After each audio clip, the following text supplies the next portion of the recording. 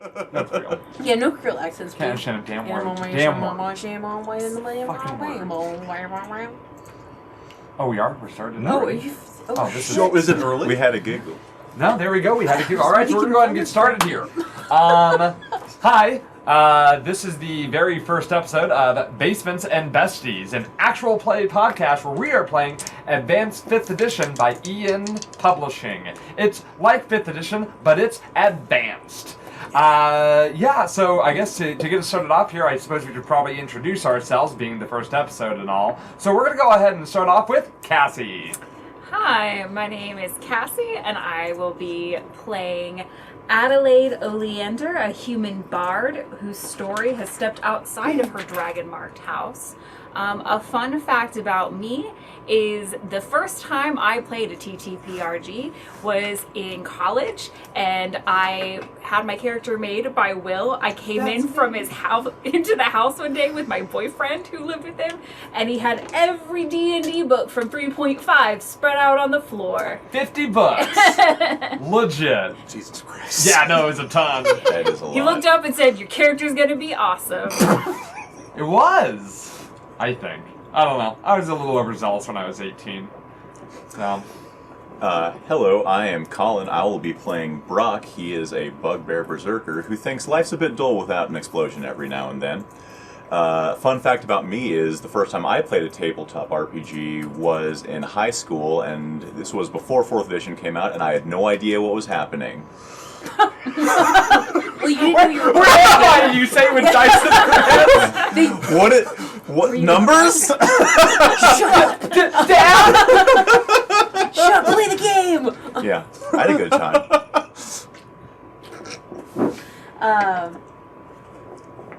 My name is Sarah Tramp, and I am playing Deirdre, a human rogue who is trying to find her place in the world without war. And a fun fact about me is that my first tabletop experience was with my husband. Me! And he actually said, for every D&D game you play, I will take you to a musical. And I have honored that agreement. Has he? Once.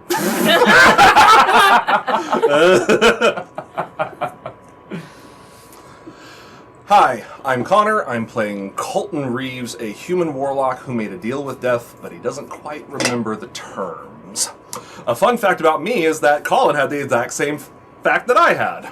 My first time playing a tabletop RPG was in high school, and I had no idea what was going on. Was it also 4th edition Dungeons & Dragons? No, it was 3.5. So when you say, again, I want to clear this up. When you say you had no idea what was going on, did you like walk into a room and you're like, there's dudes sitting around Okay, rolling I had a dice? brief idea of the scenario. Hey, Okay. Connor, we're going to play D&D. Cool. Here's your dice. Okay, here's your character. Okay, what do I do?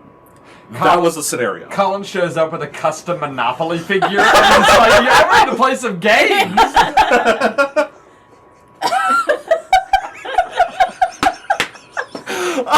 I'm sorry, that was funny. It was. And who are you?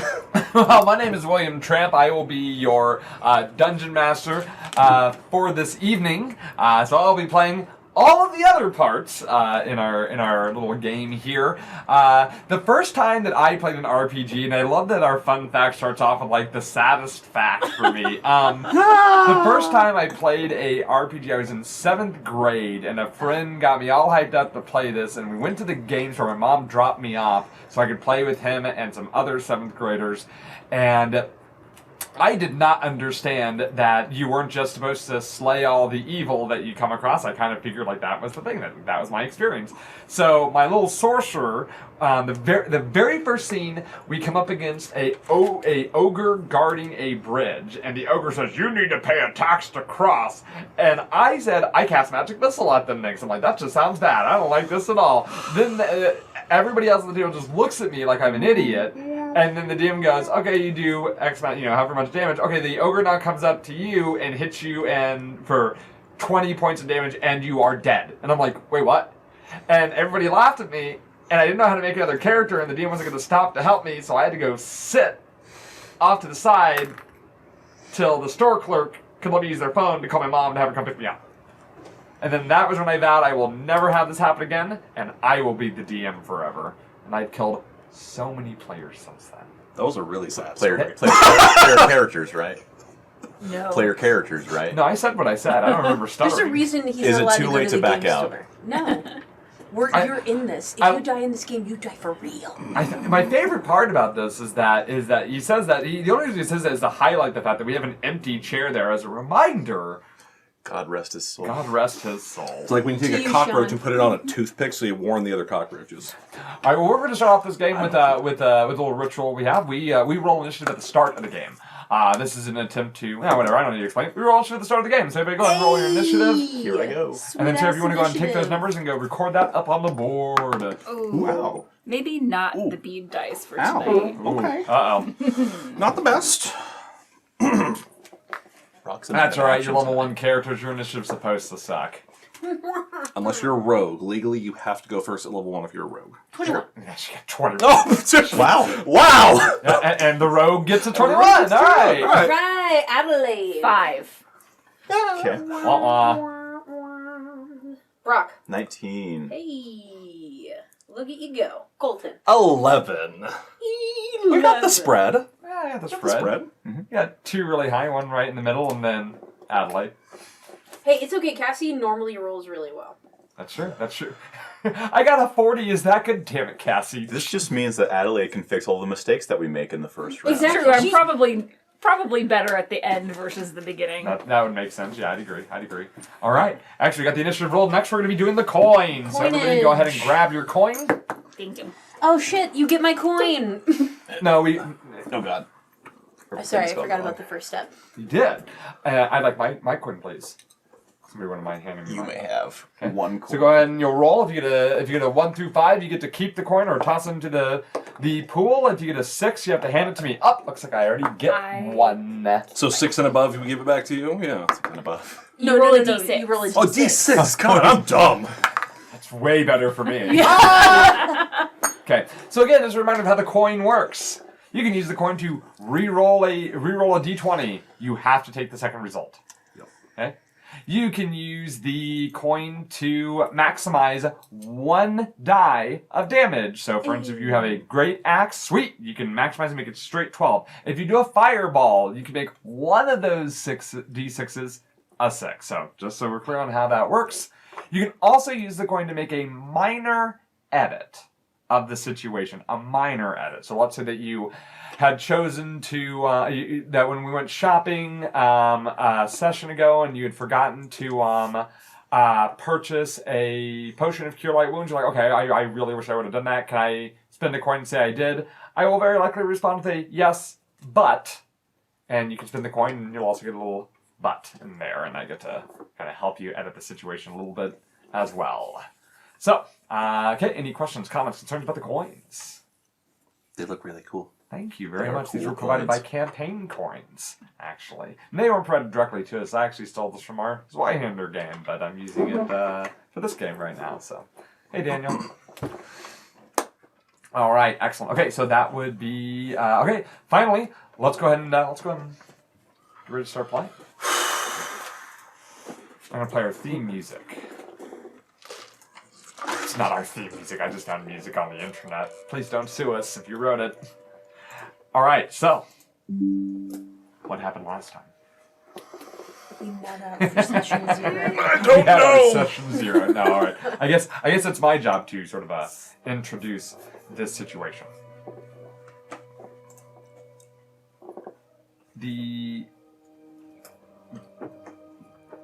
I can imagine like a movie, right? So like the camera opens up. The scene opens on a high in the sky, staring down at a metropolis nestled against a river. This metropolis, the buildings are quite unique as they are towering spires, some over a mile high. Above this cluster of hundreds of towers sits a cloud in which a number of gilded noble manors float above the people below. Above that, storm clouds. It's raining. There's a peal of thunder across the sky. You look at the city of Sharn, nation of Breland and the country of Corvair and the world of Eberron.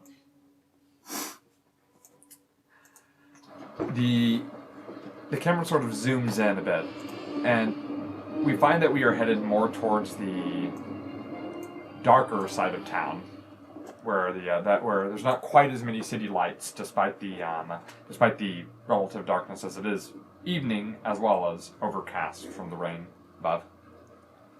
We are moving to the western side of town, an area called Dura. The camera winds through the towers and the streets. A view, I kind of meant like the view is like winding down to these towers and going deeper and deeper, more towards the ground floor of the city, where it gets darker and dirtier, grimier. You can see that you can see people milling about, moving from bridge to bridge, to tower, drinks in hand, or trying to get home to avoid the rain and other such things. People just living their lives. But the further down you go, you see that the clothing begins to get more torn or dirty or less kept. You see that the people look rougher, more desperate. You see less guard presence, and instead a lot of desperation and crime. In the lowest portion of Dura, the most considered by many the most dangerous district in all of Sharn, we find a group of people standing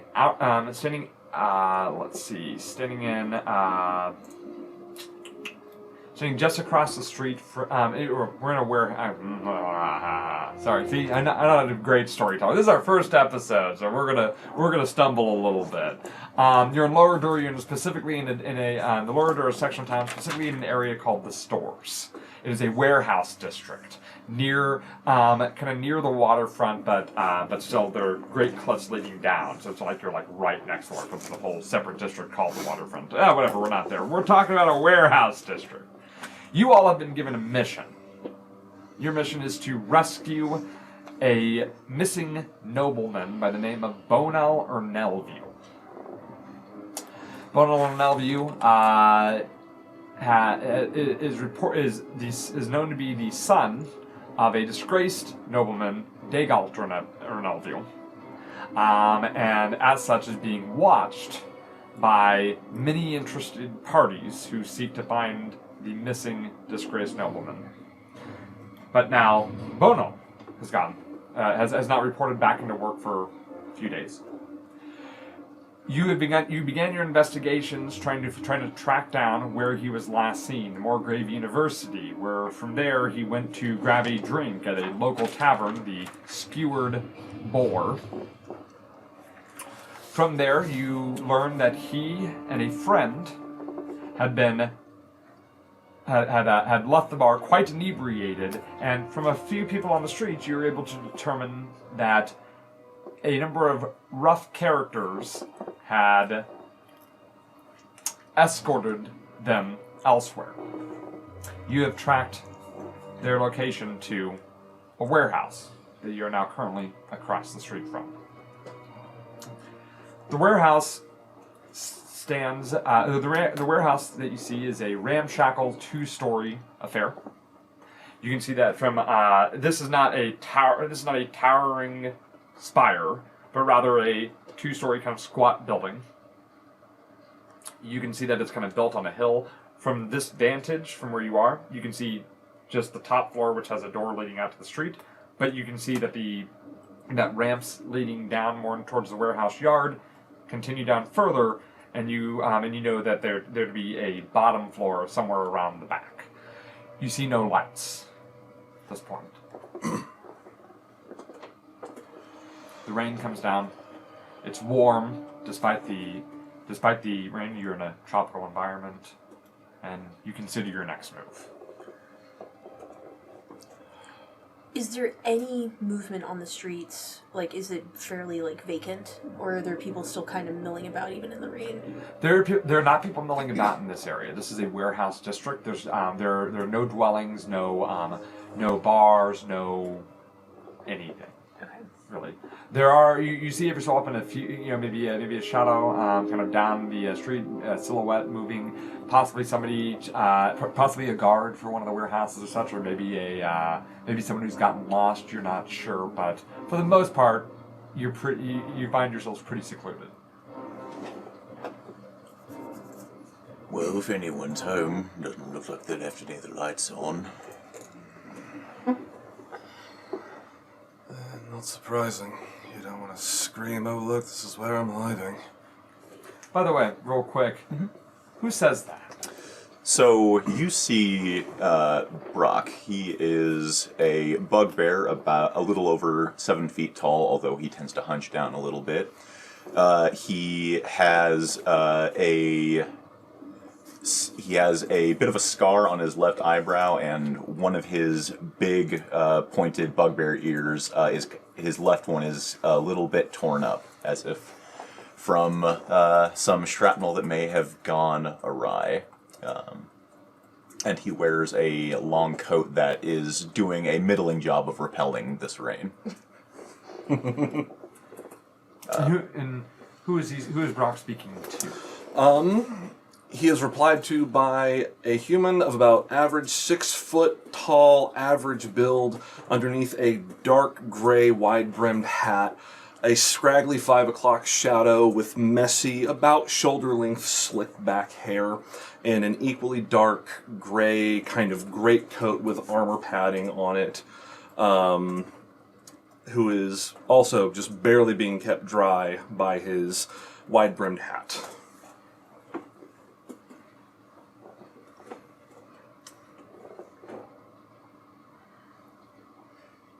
And sorry, explain to me again. Where are we near the doors? You are across the street. We're You across- are viewing. You see Okay. that there's a. You We're see a taking door. out- This map is not for you right now. Right. You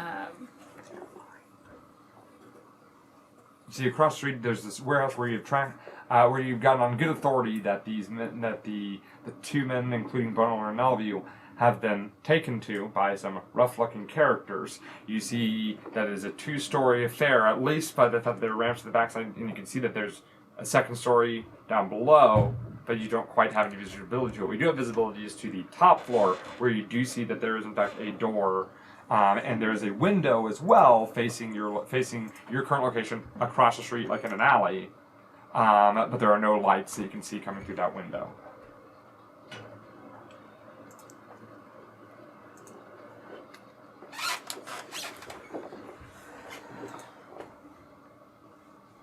You all stand there silently, the rain falling upon your head, drenching your overcoats that don't quite do a good job of repelling. I'll be back. I'm going to. Who's talking?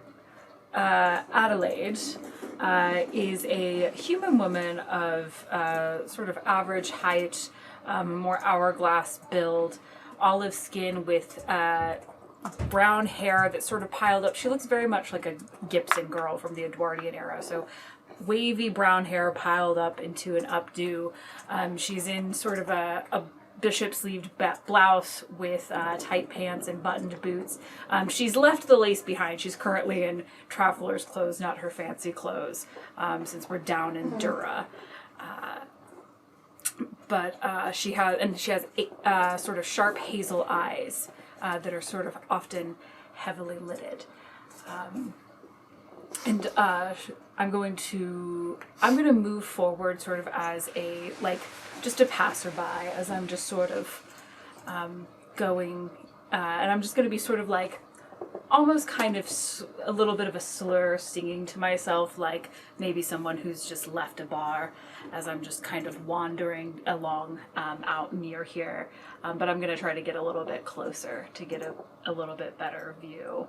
Okay. So as you start to move closer to the to this warehouse, there's no one else on the street that you can see. But you approach this building. You can see that the front of the warehouse, as you approach, there's a door kind of over here on the far, like kind of on the left hand side from your perspective.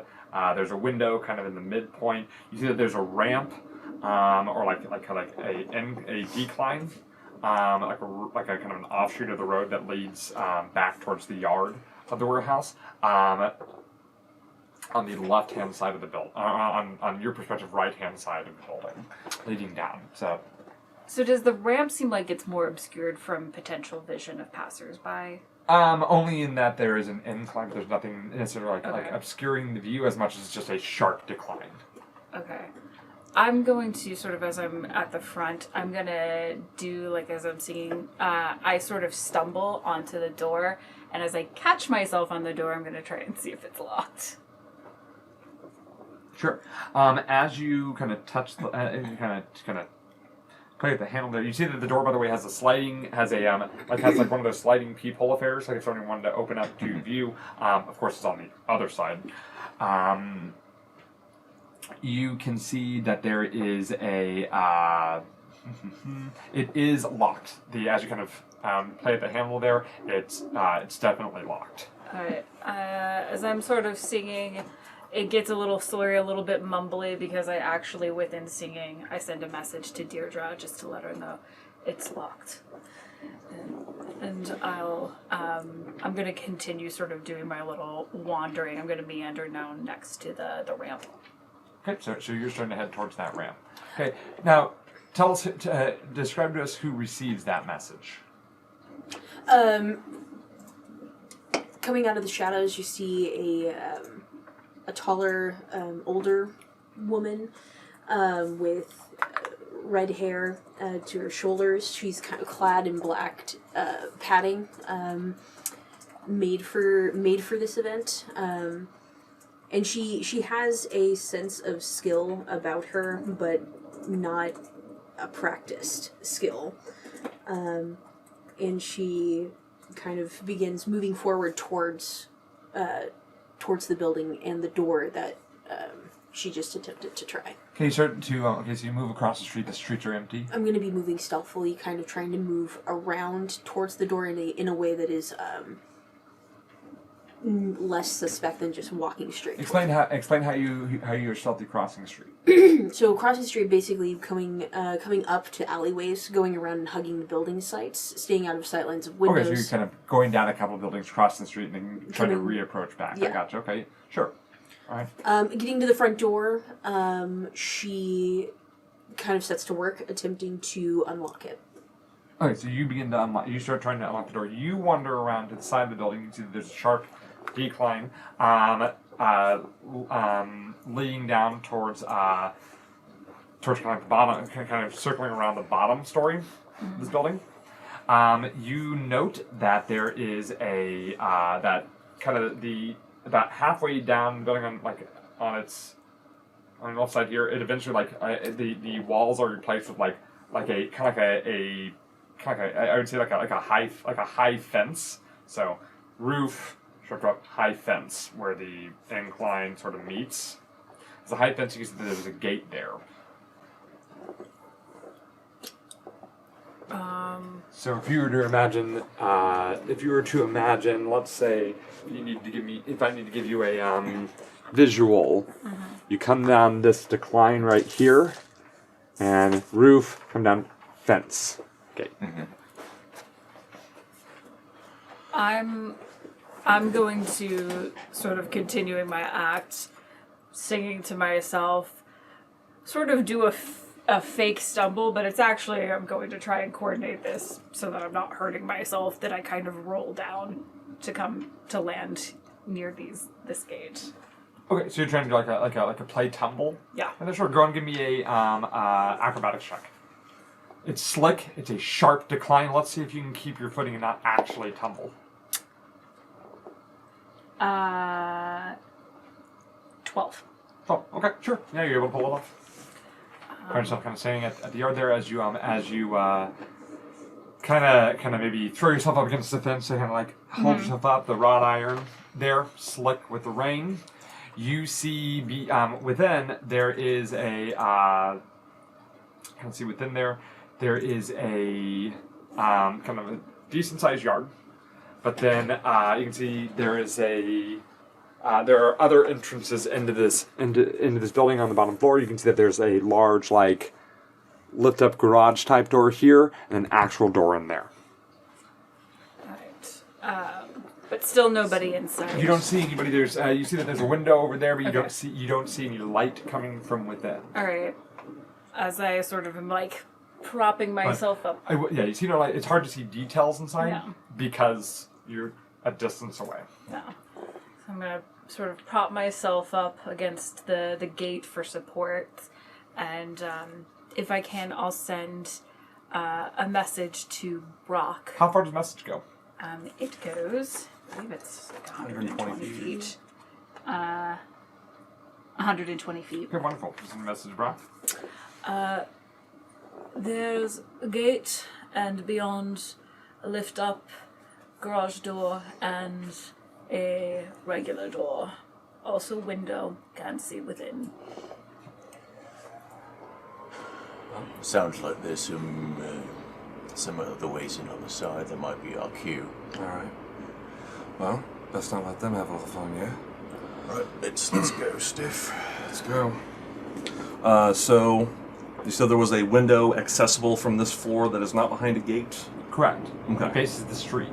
Faces the street. Right by that is the door where you see Deirdre currently using some tools on the door itself. You want to go around the other side of the building?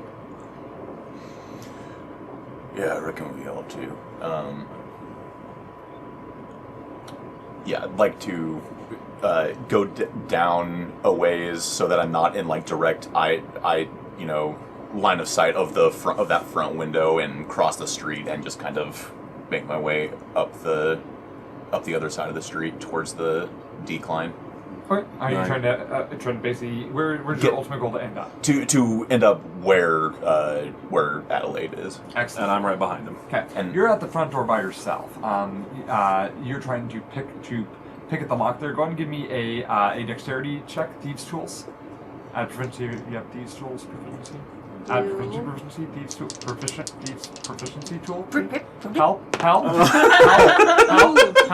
Oh no, it's our AIDM. Help! 26. 26. Oh yeah, that lock is nothing to you. You pop it like you feel it catching. Okay. It's unlocked. As you kind of look over, you can see that you see familiar shapes moving down the incline though, around back. I'm going to open the door and slip in, and kind of, again, I'm opening it as little as possible to not allow moonlight or starlight in, and then closing it. Yeah, you are because you're in lower Dura. There are 13 moons in Everon, but they're all obscured. The ones that would be showing tonight are all obscured by dark overcast anyway. Also, you're deep in the lowest levels of Sharn. Sunlight, moonlight does not reach down here. Yeah. There's maybe I like to imagine there's maybe a single lantern a little bit, Yeah. providing just a little bit of light that you're able to work on. But as you open this door, you see that you're entering into a room of complete darkness. Sweet. And then as I'm moving into the darkness, I'm going to attempt to stealth myself or move stealthily. Okay, sure. So go ahead and roll a stealth check. Well, that didn't do anything. 25. Rogue stuff. Yeah. You enter in trying to let in as little light as possible and close the door quietly behind you, and you find yourself in pitch black. Nice. The two of you move around to the back. You find Adelaide standing, kind of leaning up against the gate, and beyond that a yard for the warehouse, and beyond that you can see a loading door, and a window, and another smaller door. Right, where's Deidre gone? Last I saw, I think she was trying to get in the front door. Should probably be alright. Does the fence have barbed wire or anything on top of it? Yeah, I'd say so. Yeah. Say so? Okay. Makes sense. There's a gate to the fence, and there's barbed wire along the top. It's about 10 feet high. Well, I'm going to send a message to Deirdre, or attempt to, as long as she's within 120 feet, to say, Deirdre, sweet. Where do you point? Because you have to point towards a creature. I'm gonna right? point towards because you said she's at the front door. I guess let me. Yeah. So the target on the target. So my question is, I wonder is, can you 1 foot of stone, 1 inch of cotton metal, then sheet of lead, 3 feet of wood? Okay. So because there's basically the building between us. She's inside a building and you don't like. Oh yeah, I wouldn't know that she's inside the building, but so I attempt it. I'm guessing it doesn't. Go to your main arc. Let's we're gonna see if you get this. So we're gonna just roll a flat d20. Flat d20. Yep. 15. Yep. Okay. So what's the message that you send her? Deirdre, sweetheart, we're at the back side gate. Okay. And you're in pitch blackness and you hear this.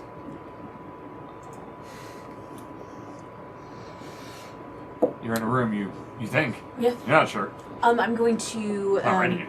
put my hand on the side of where the door is and start running my hand along it, moving slowly down the wall. Okay. Which way? So you said the window's here, door, wall, following that wall on the... Towards the window? No, away from... I'm assuming away from the window. You don't know because you can't see because it's pitch black. Right, but a window would at least be noticeable in the complete dark. It would be, but it's pitch black. Okay. So I'm asking, which are you going towards the window or away from the window? Where you last believe the window to be? Away from the window. Okay. You go a few feet before you hit the side wall of the building. Okay, and then I run my hand along that wall and start going back slowly down that wall. All right. You go about another 15 feet and hit another wall. I hit another wall, then I put my hand on that wall and run it across. Okay. You move across you feel a change in the wood. Okay. It's real smooth for a second. I think it's bumpy, then smooth, bumpy again, then back to the previous texture of kind of like rough wood shingle. Another wall. A rough wood shingle in the wall? That's basically because that's why the texture's been like rough wood, like paneling. Okay. That's what it's felt like. But for a moment there, you felt it got kind of bumpy, and then it got smooth, then bumpy again, and then back to paneling, and then you hit another wall. I'm going to go back to the bumpy part and I want to fill it out, see if it's a door. The bumpy part does not fit. It's way too thin to be a door. It's probably molding. Molding. Okay. I'm going to follow the molding outline to see if I can figure out the shape. Door frame. Door frame. So I'm going to try to find the door's handle. Okay, so the smooth portion. Mm-hmm. Okay, so give me a perception check. Disadvantage.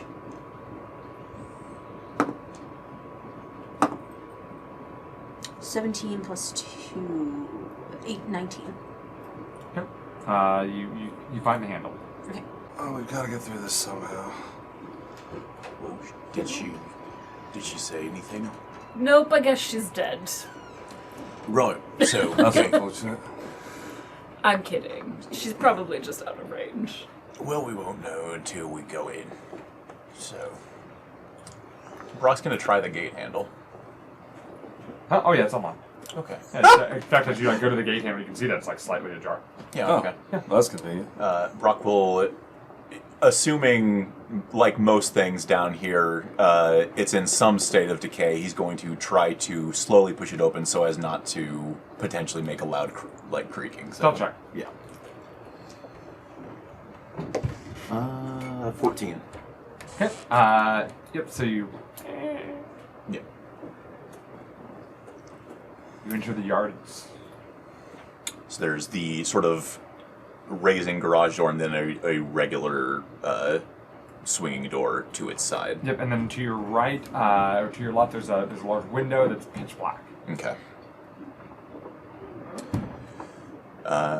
Brock is going to just kind of nonchalantly cross over to the side door next to the large door and try the handle. It is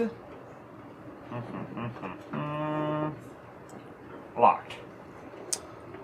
Let me try something. You said there was a window next to the door, right? Or in the yard. There's a window in the yard. Yep. Colton is going to approach the window. He's kind of fidgeting with something under his coat. Check the window to see if it opens. It is locked.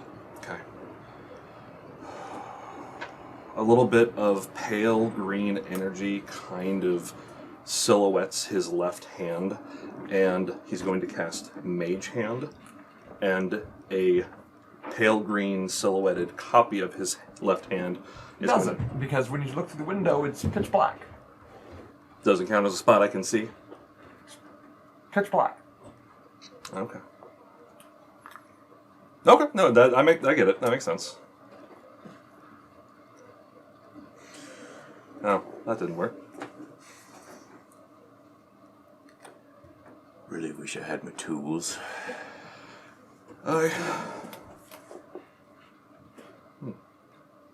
Well, Brock is going to bend down and see if the sort of garage-style door opens at all. It's locked. Okay. Well, I got one other idea. is it a loud idea? It's a loud idea. Let's maybe hold off on that. It's odd, by the way. You've been able to cast through windows before. Mm-hmm. Something's not right.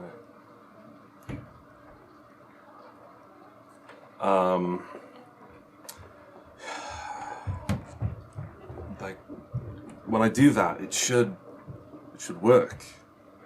I've windows don't block it. What the hell? You just need to be able to see where you're putting it. I mean, huh? I have a thought. We'll worry about it later. You guys having this conversation from across the yard? Yeah, I guess so. Oh, I'm asking you. Yeah. I assumed we were probably not shouting across the yard. So I'm asking you, are you having this conversation across the yard? Ye- Your options are, yes, we are yelling across the yard, or one of us walks towards the other. Which one you Insert pick? voices, please. Yeah, Brock would have probably meandered over to where Colton was talking about this magic. Yeah, the window's pitch black. Well, that's weird. Because normally I can see just fine in the dark. Yeah. I feel the wall where the window is. Is there actually a window there? Give me an investigation check. I'll join them as well. Looking at a window. That is only a 10. You see paint streaks. The window's been painted over from the inside. It's pitch black.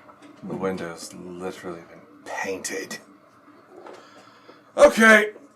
Brooke. I'm already annoyed. Adlai? I'll let you be the deciding factor. Well, I can go and check back in with Deirdre, or we can... Do either one of you have a way of picking locks? I don't. Just the usual one. The loud way. Yeah. The big thing that you hit it with. Go on, send your message. Yeah, I'll try and cast another message. Deirdre, darling, we've encountered some locks back here. Please respond if you can. Deirdre, you feel the doorknob underneath your hand, and it's, again, pitch black, but you feel the doorknob there. It seems unlocked. What do you do? I open the door. You try to feel around but it's just like, no, without being able to see, it's like, you kind of stop yourself, because if you try to look for it when you can't see like a tripwire, odds are you're just going to trip the wire. So you go and so you hear that, and you open the door. Mm-hmm. So you open the door and just... Okay. Still no light in this room. Pitch black. Pitch black. Okay. The smell of the air, though, the must and something else. Okay, try to identify what that smell is. Give me an investigation check. Sweet. Scent.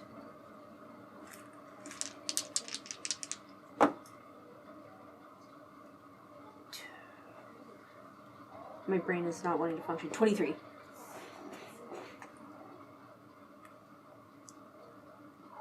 Death.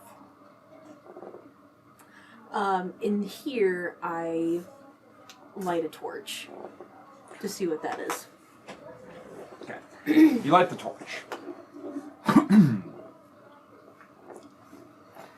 You find yourself standing on a balcony. A balcony. It's a large room. At least your torch can only give you just a bit of the view here. But you're sitting on a balcony. The smell comes from this direction over here, where you see that the floor gives way here. To the very edge of your light, there are stairs leading down. There are boxes and crates and such loaded all over each kind of every corner you can see. There's still some area to walk and such, but for the most part, it's you can see this is definitely an old warehouse. Okay.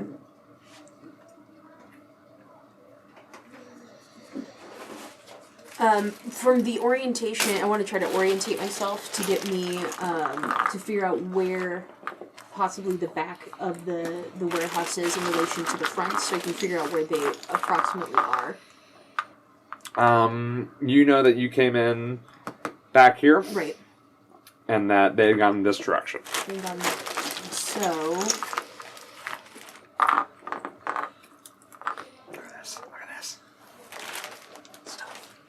Crates and barrels. Crates and barrels. I'm going to step out, and I don't know if this is possible, but trying to conceal the torch light, like sheltering it as much as possible. Nah, not without burning yourself. Okay. And then You had a hooded lantern, that would be what that would be for. And then move down this way, attempting to find a window along this back wall to see if I will be able to, like... You quickly move over to the, back, in kind of this larger balcony area. You start to look for you're moving through the crates and barrels and such, kind of a little maze of stuff. You do not find any windows over in that direction. Okay. Okay. But you guys, she does not respond. I don't know if I can respond to message, so I don't know what the rules are. Oh, that's why I said respond if you can. Yep, but she does not respond. What do you do? That's the second not response that I've gotten. Getting nervous. Right in. So Brock unslings something that has been on his back this whole time, which is an irresponsibly huge crossbow, As it should be. with it's like about 4.5 to 5 feet long, and on one end, on the front of it, underslung is a big axe blade. And it's got kind of a handle on the front of it, so he has to hold it like this, and he's going to try to, while holding it, he's going to try to kick open this side door. Go ahead and give me a strength check as you try to kick open the side door. All right. Go straight. Kick down the door. Yeah, it's a 22. Boom! Door bursts open, revealing a large warehouse. It's dark inside. Hello, we are in the market for kidnapped nobles. Anyone able to help us with that? Give me a perception check.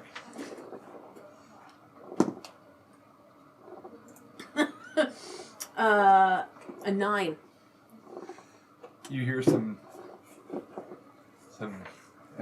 a loud voice coming from back where you had come from. As you look inside the room, you can see that there are a number of crates and barrels and other stores to buy expensive furniture and classic crate. Oh, you. Classic crate and barrel joke, am I right? Crate and barrel. Am I right? It's expensive, it costs a bunch of money. Oh yeah, I'll put my me there. You can see something. You see amidst the cameras beyond. You smell that smell of death. Amidst the smell of must and mildew from outside, you smell it strongly coming from something beyond the boxes there. Brock's gonna reach down to the hooded lantern on his belt and twist the knob to bring some light out. Okay. Yeah. Erupts in the light. I'm gonna Scooby-Doo poke my head behind you. Smell of death, moss, boxes, crates. With the smell of death, I'm gonna try and step in if I can and go towards the smell. Sounds good. So you start heading toward kind of that open area right over there. Brock But will, like over here. Yep, where the big gap I made. Yep. And I'll be behind Brock, just kind of moving in, keeping my eye as best I can in this dark room on these piles of boxes, just kind of trying to eye behind each of them. You're trying to hide behind? No, eye them, just kind of Yeah, look so as around you're at the them. box, you notice that a number of them have similar symbols on them that you see in the light. You see what appears to be a kind of a thin, dragon-like shape, sort of like perched on a rock or a pedestal, perhaps. All of them have been stamped with this symbol. Interesting. Is there by chance that I might recognize that symbol? Give me a culture check. Culture is intelligence. Streetwise. Culture, streetwise. Would that be wisdom or intelligence? It is intelligence. Intelligence? Ooh, -1. 12. That is a symbol of the. That's a symbol of you think that's a symbol of the Boromar clan. The Boromar clan is a criminal syndicate, run by halflings. Think the Italian mafia, but 3.5 feet tall. Halfling mob.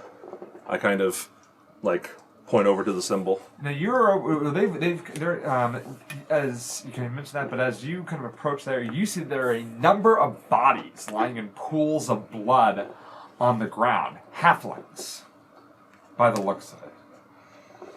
I am gonna go to one, and because he's been saying Boromir, and I'm gonna look and see if they have any identifying marks that these are Boromir halflings. What are you doing?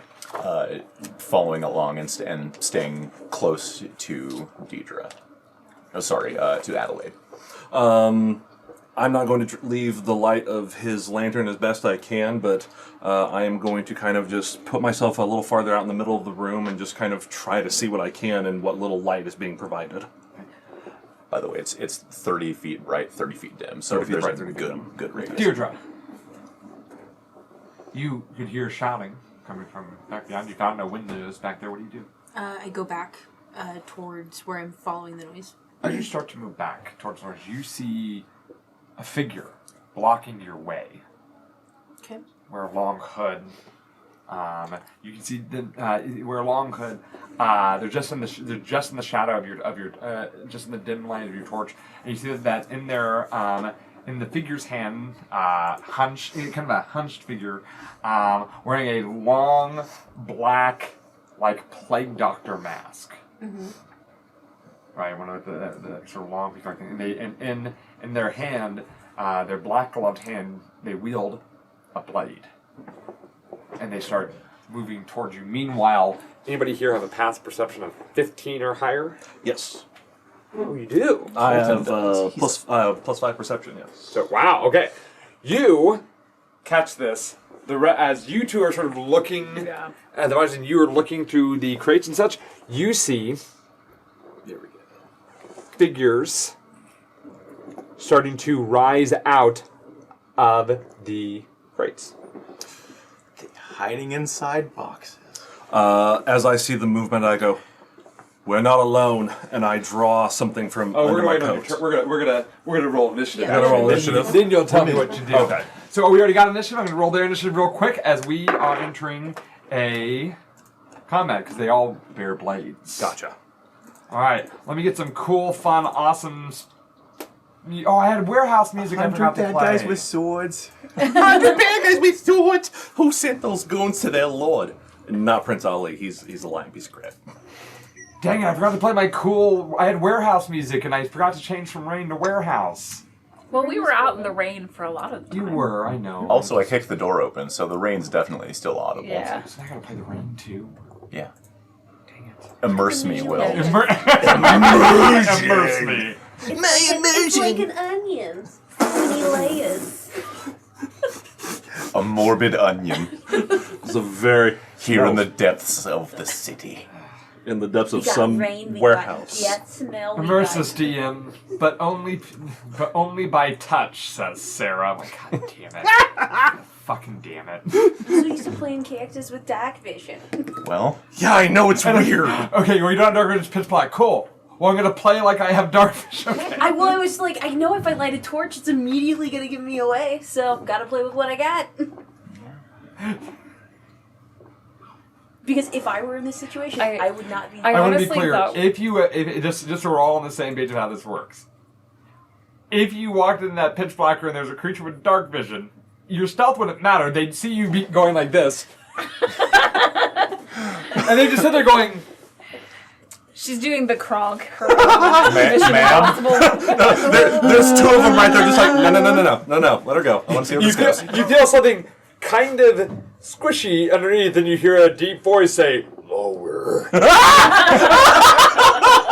Ew. Ew. alright, funny. initiative is gonna be for what's going on, a 18.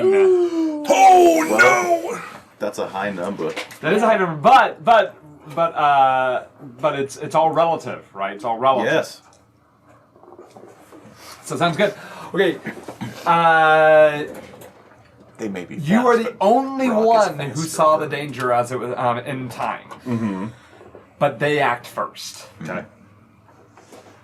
The figure blocking your way rushes towards you. Right, got it. Blade drawn. They stab at you with their short sword. A short sword. A short sword. What it?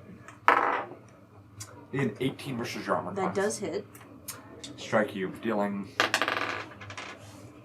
5 points of damage. Oh, instant death. Oh wow. No, I'm not actually done. I'm halfway there. Why did you take a -3 Constitution? Hey, that was a brave call, really, to get that 2 plus 3s in one go. Very impressive. Deidre's actually a commoner, not a rogue. She just tells people she's a rogue. I bought it. Uh-oh. Uh-oh. A strike towards each of you. A strike towards each of you! Adelaide, the one that comes towards you gets a 23 versus armor class. Oh, God, Jesus Christ. Goodness gracious, 8 points of damage. Well, shit. This might be a short campaign. Yeah, y'all. this might be short. We might all die. Brock. A 23 versus armor class. I think that might hit me. Yeah. It's going to be 8 points of damage. Okay. 5 versus armor class. Nah. You're able to mount a defense because you saw it coming. I saw him coming. They're coming. Colton, you have a chance to act. Yeah. What do you do? So I am going to casting a spell in combat that doesn't directly target something. Does anything happen? I forget. If If you cast a spell with an attack roll, Okay. that a ranged attack roll, then it has disadvantage if you are in melee, but otherwise you're fine. Okay. Seeing this happen, I'm going to shout. Obviously, a little late. We're not alone. I'm going to spend 2 spell points to cast because I can see all 3 of them. Right. I'm going to cast Bane on the 3 of them. Ooh, I have bane markers. Yes, you do. Yep. So as this guy comes in to take a swing at me, and I kind of move out of the way, my left hand glows, and that pale green eerie energy kind of swirls around my arm, and I clasp it down, and 3 like boom, boom, boom runic rings appear around them, and they try to crash down on them. Oh, excellent. Okay, so go ahead and hover rings over, I guess, and I'll tell you which Do one to hit they it. do they make a saving throw against? Yeah. Yes. So we'll just go one at a time. So you just I will have them ready. I forget what the saving throw is. In charisma. okay. Column point to the first one. Okay, excellent. That one gets a 5. No, it's failure. One. What's the DC again? You said DC is going to be 13. 13. Okay. Number 2 gets also fails. Number 3 succeeds. Okay, and yes, it is a charisma. So, the ones who failed get a D4 off of any attack rolls that they and saving throws. Sounds good. We are going to go ahead and move to Deirdre. We started at the top of the round. Now the surprise round is over. This creature just has nearly skewered you, but you have managed to kind of get your bearings and realize what's going on. You're separated from the rest of the group and you are being attacked. What do you do? realizing she's been caught flat-footed, she's going to utilize the dash action, but as a spirited traveler, she has desperate dash, which means I don't provoke an attack of opportunity. Oh, wonderful. Okay. So, 5, 10, 15... these stairs go down. There's the same stairs as those. Yep. They go down. 20, 25, 30... 35, 40, 45, 50, 55, 60. Well, I found you. Alright, you see a very, well, feel free to announce if you're bloodied or not. I am bloodied. Yeah. A very bloodied Deirdre rushing down the stairs. Glad you could join us. Oh yeah, good timing. Brock, we come to you. Brock is going to look down at the wound in his side, and then look back up at the masked figure. It's not a mask, actually. You realize you're staring at its face is actually a crow's face as the light spell. Who casts the light spell? You? No. I have a lantern. Oh, yeah. As you're holding your lantern, you realize this is the plague doctor mask is actually a real beak, and it goes as it sort of looks at you with these beady black eyes. Well, that was a mistake, little bird. I'm going to. Bird. It says back to you. I'm going to, as a bonus action, I will catch my breath I will use that maneuver to restore some hit points. Yeah. Because I need that real bad. Berserkers and A5E have maneuvers. They do, but I don't have that yet. That's actually from my culture. Oh, this is your background. Yeah. Oh, that's wonderful. I did roll a 1 on it, but I will still add my Constitution modifier and my proficiency bonus to that, which is a total of 6. That's so fucking good. So I'm Awesome. feeling a little better now. And then I will kind of shift my grip on the crossbow and just kind of like golf swing this bird. this bird. this man bird thing. 4. Sounds good. Boy, I'm really excited to roll some d12s. They're excited to roll. So close. It's a 24 to hit That is a hit. for 14 points of slashing damage. How does this thing go down? It's in not quite in 2 pieces, but approaching it is like kind of catapulted across the room. And then he will turn to the one menacing Deidre. And that was the one that wasn't You mean banged. Adelaide. Sorry, Adelaide. I'm going to make that That was the mistake one that was not for banged. probably 2 sessions, and then yeah. Sounds good. And then I will turn and grinning approach this other one next to Adelaide. Menace. Okay, as you cut one of its other kinds of true, you hear this one that you just based up looks up and goes, "I'm here," in a voice that sounds exactly like Deirdre's. "I'm here, little bird," and he takes his sword and kind of tries to run you through. Okay. And so he's turning on you. Would you trying like to roll the run. d4 or would you like me to? Yeah, you roll the d4. I'm here, little bird. That's so creepy. That is very creepy. I don't like it. It misses. Okay. No longer being able to, Having the drop on this. having the drop. They seem to be quite good at ambushing, to name an ability. Catchphrase! Catchphrase. It misses. This one over here is going to attempt to stab at you. Okay. Go and roll the bane. -4. Miss. Yeah, see, without the element of surprise, these things do not seem to be nearly as good. Meanwhile, from the top of the stairs, you hear a distant clatter. From the And up there, up at the top of the stairs, you see that there is another one of these creatures. It has a bow, and it draws back an arrow and shoots it down actually at you, because Okay. with your blood-stained axe. That's gonna be a miss, though. Okay. As the arrow just sort of hits the ground and just sort of scatters. They seem to be quite rattled by your display of gratuitous violence. I have that effect on people. You're so good at it. All right, we're gonna go ahead and go from them to Colton. Well, this guy's slashing at me, so my reaction is to quick pull out a dagger and go for a stab at this gentleman. Sounds good. That is a 20 to hit. That is a hit. And he's going to go ahead and take 5 points of damage. Hey, it takes quite a bit of energy for it to dodge a killing blow there. Okay. So your knife doesn't quite fully connect. So you didn't draw blood, but it seems to be a bit winded from that. Okay, cool. Anything else? I'm not going to take an action to risk taking an attack of opportunity, so I will...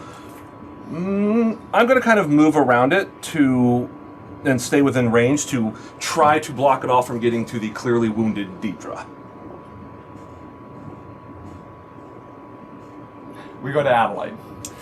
Shit!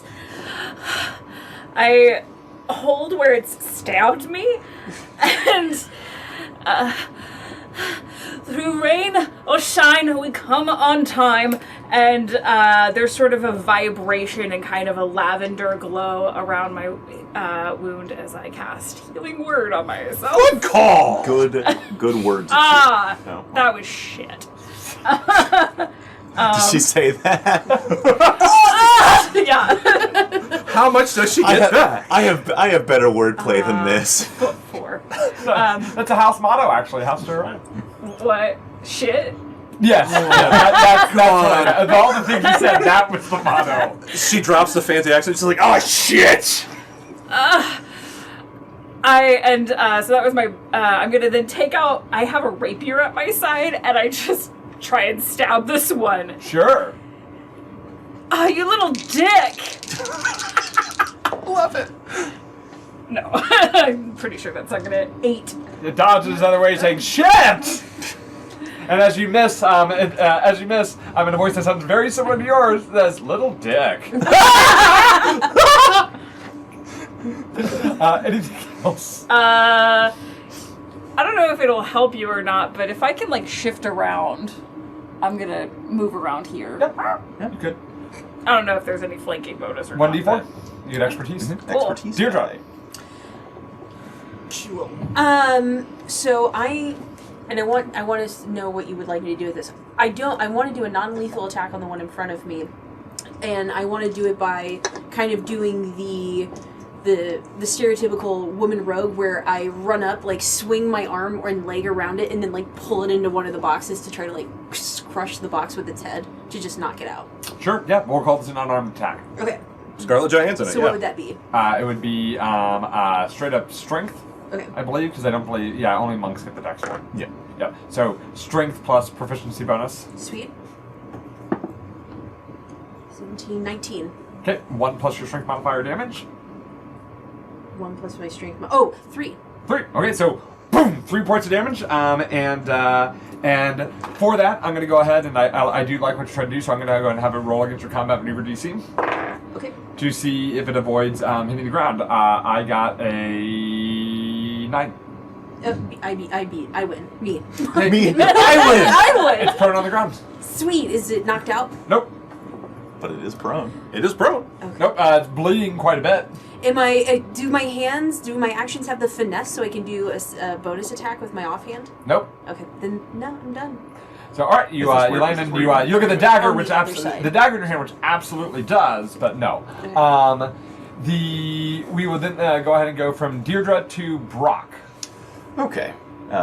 Brock is going to kind of flip the crossbow around again to hit with the butt end, and he's just going like as it's dodging out of the way of Adelaide's rapier, he's just going to try to clock it in the head. Sure. So non-lethally attacking with the crossbow. That's gonna miss though for sure. It was a 2 to hit, but it doesn't have to be thanks There you to go. our amazing coin. You can spin the coin. Watch me roll on that one. Here I go. Better. 13. That is a hit. Wonderful. 14 points of non-lethal. I love D12s, you guys. If you exceed its health on a non-lethal attack, is it still dead? You don't know how it's still alive. It's definitely unconscious. You don't know how it could have survived as its head as almost in the same instant that you hit it, its head hits a crate 2 feet away. It's just like that. Yeah. Yeah. Oh, he's out. Yeah, he's fucking out. The others, you just hear, shit, I'm here! And so the one at the top of the stairs kind of waving its arm to the other one. Anything else, Brock? Oh, you're there, aren't you? I'm going to move 5, 15, 20... going upstairs is difficult terrain, so 30. I can get to the bottom of the stairs there. Sounds good. We go to these creatures. So this one is going to turn and bolt. Okay. Okay. Shit! I'm here! Correct response. This one's going to stand up, disengage, and run for the door. 5. So 5, 10, 15, and just manages to get to the door and scrambling for and throws the door open. You can hear the sound of the rain. I'm sorry, the door's already open. Yeah. So is like at the doorway, like trying to get out. Okay. We're going to then go to Colton. Colton yells, "No, you don't!" And I'm going to rush over to it, and I'm going to attempt a non-lethal attack, kind of bite it with the butt of the dagger. Sure, sounds good. Pommel strike? Ugh. 12. Man, doesn't have to be though. Oh, it doesn't have to Spend the coin to double it, or to re-roll. Take it out of here and give it to you. Mm-hmm. Yeah, it's mine now. Yes. Give him the ammunition, yes. What I need. Yeah, that's better. a 20. That's a hit. For 5 back of the head blunt damage. And you just see, like, I got to the cameras on the outside of the building now in the rain, and you just see this thing go back inside. We go to, alright, we go to, at this point, you hear with how fast you can run unimpeded. There's no way I catch up to him Yeah. if he's also running, yeah. So, you hear the sound of a door, a kind of distant door opening and such, and close as you hit the top of the stairs, and you know that they've hit the street. Mm-hmm. You have a number of unconscious raven men lie on the ground. Maybe drag it back inside you. Close the door to the warehouse. Grab its feet, pull it back in. As the battle ends, the runic circle that kind of bound around them kind of just sizzles and fades as I kind of drag this one back in. You find yourselves kind of limping back towards the lantern there into the light. I wipe the blood on my dagger off on one of their cloaks. Who's not dead? This one. Or did you mean us? I meant you. Well, these... I'm still alive. I'm alright. They never touched me. I'm gonna pull out rope and I'm gonna the one that I'm next to. I'm gonna start trying to tie it up so I can't. Yeah, Brock was going to kind of flip it over and see if there's any sort of identifiable iconography on it. There is. You find a sort of on its the black gloved hand, which is actually it's taloned claws there. You can see that there is a tattoo on their palm.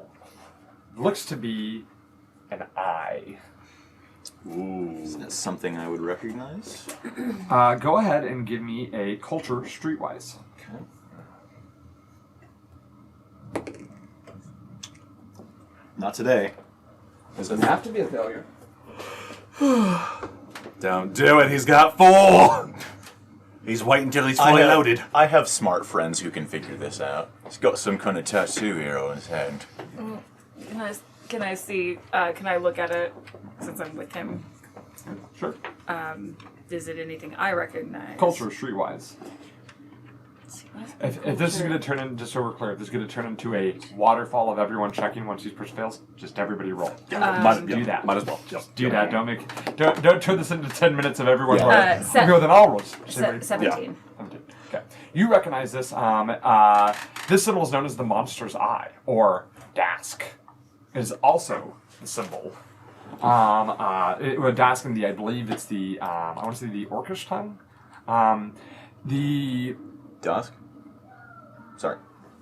Not correcting your pronunciation, but... Oh, no. Okay. What were you going to say? A guy who doesn't recognize the symbol? It's a good question.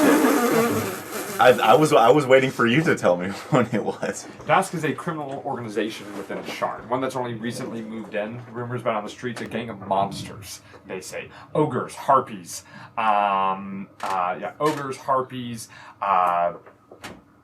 strange creatures, many of the same types that you would find in the nearby nation of Droan.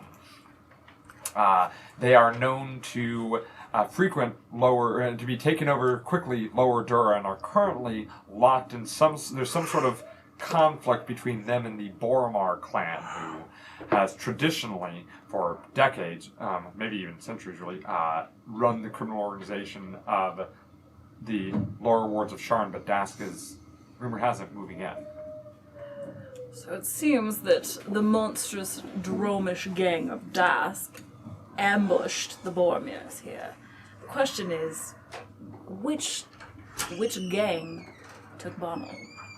And where is he now? Yeah. Are we sure he's not amongst the bodies? I mean, the ones that I've seen so far are halfling, but I can continue to look. All the bodies on the ground are halfling. Brock, how many do you reckon got away? Well, fellow upstairs definitely did. Okay. I guess we didn't really see much else. There are 5 bodies. There are 5 bodies. Well, actually, I'm sorry. There are 5 halflings. My apologies. I said the wrong thing. There are 5 halfling bodies and 7 human bodies. All of them are clad in leather armor. I want to go start looking at the human bodies to see if I can identify. They various people of different genders and such, but the one unifying theme is they all have a tattoo on their palm of the monster's eye. Alright. So, Dask versus Boromir. Oh, boys. Seemingly one of the two of them got out with Bonal. Oh, boy, now we're in the middle of a gang war. Should probably search the rest of the warehouse before we... Am I able to discern any sort of markings, like, on the ground as to what happened here? Like, where there was fighting most intense, where it looks like Boromar. I can't pronounce that last name. Oh. Are you talking about Bonal? Bonal, yeah. If he was here.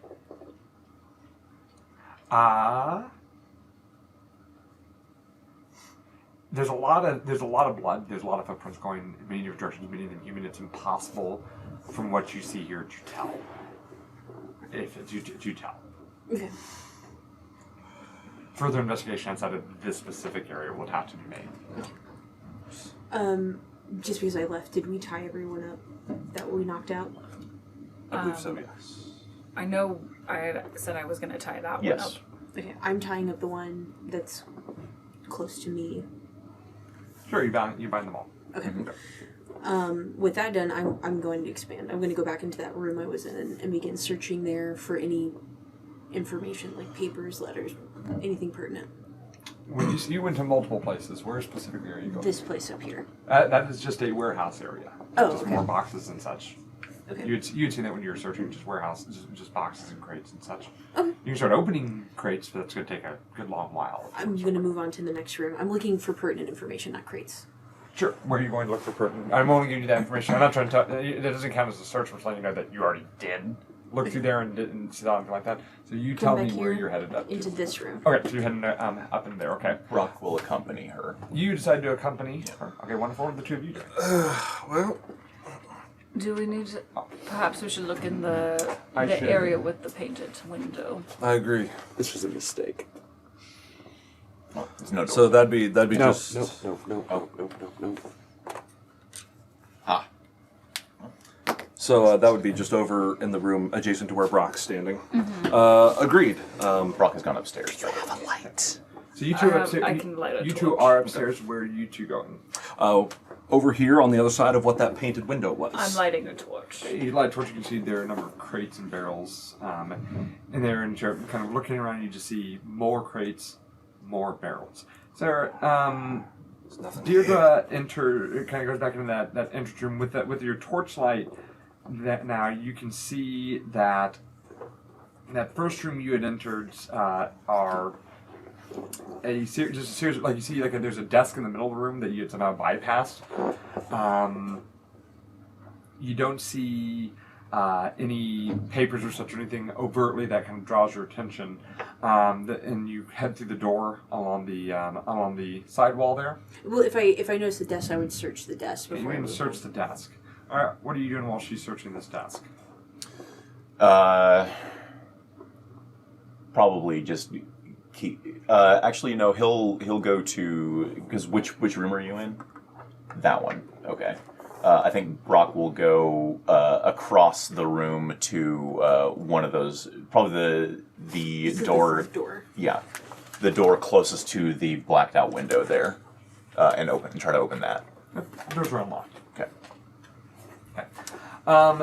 You don't really find much other than some ledgers and such you find some ledgers. You also find a folded paper bird with some little intricate designs drawn along the wings. Looking at the intricate lines, are they like meaningful in any way? Go ahead and give me a what knowledge checks are you trained in?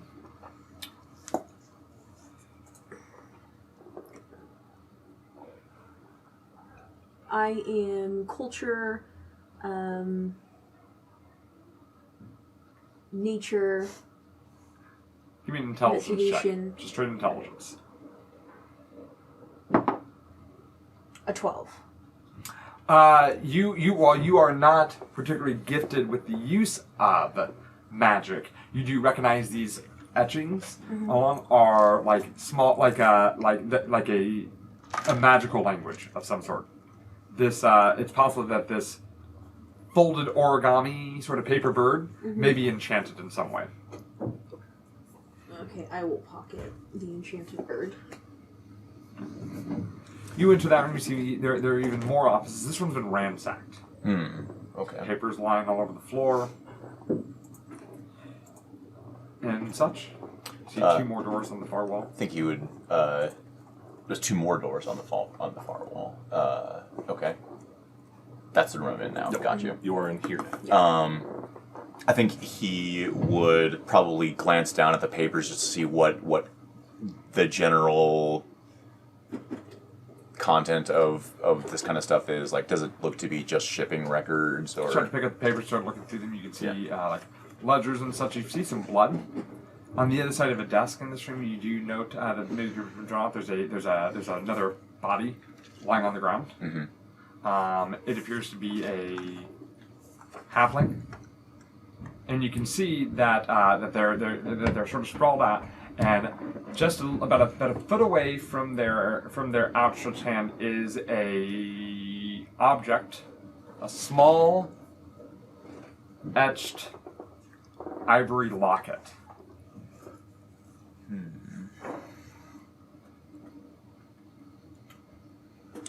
You see that this locket is open, and you can see that there is a spherical insert.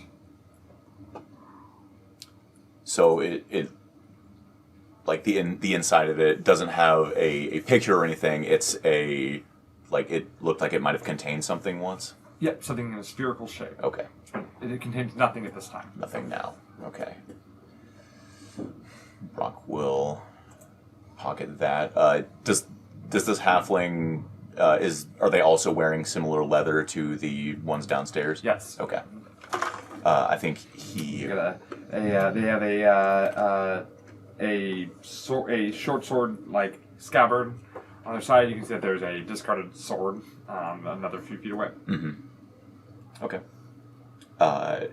He would probably stand up and then proceed to check the door on the far wall closest to the window. What are you doing during this time? I would be, once I've finished searching the desk, move into the next room. Yeah, you guys continue to search the offices. Yeah. Two of you search around that area for a bit. You find nothing but boxes, crates, and barrels. This feels like a waste of time. So going out, the big ground level is just it's a bunch of boxes and things. I'm gonna do like a quick walk around of the big space just to make sure that we didn't. Crates, barrels, boxes. There appears to be some sort of like closet door or something, some sort of door underneath the stairs. I'm gonna check that. Okay. It's wood, metal doorknob. Opening. Yeah. As you you go and reach for the door, and as you you go to open it.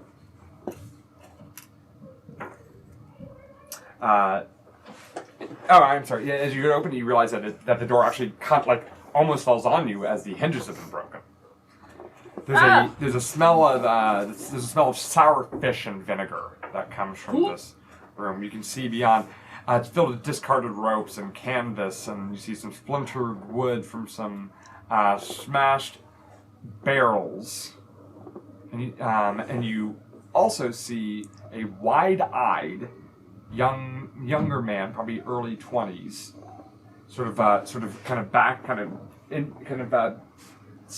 trying to back further into the shadows, away from your eyesight, but you see this man. Bonal? You say, his eyes go, do I know you? The man steps out of the shadow, steps into a little bit more into the light towards you. He has long blonde hair, a handsome face that's marred by a black eye. Fine, solid clothing, covered in blood and dirt and soaked. You see his wrists are red and raw as if maybe like rope burns. It looks like maybe he hasn't eaten in a day or so. No, you don't know me or my compatriots, but we're here on behalf of Professor McLana. Professor McLana? Yes. He sent you? Yes, we're adventurers working for him. He looks at your soaked blouse and covered in blood and the sword at your side and goes, perhaps we should speak. And he steps out of the closet. We'll go ahead and pause for a moment here. We'll open up the scene back up.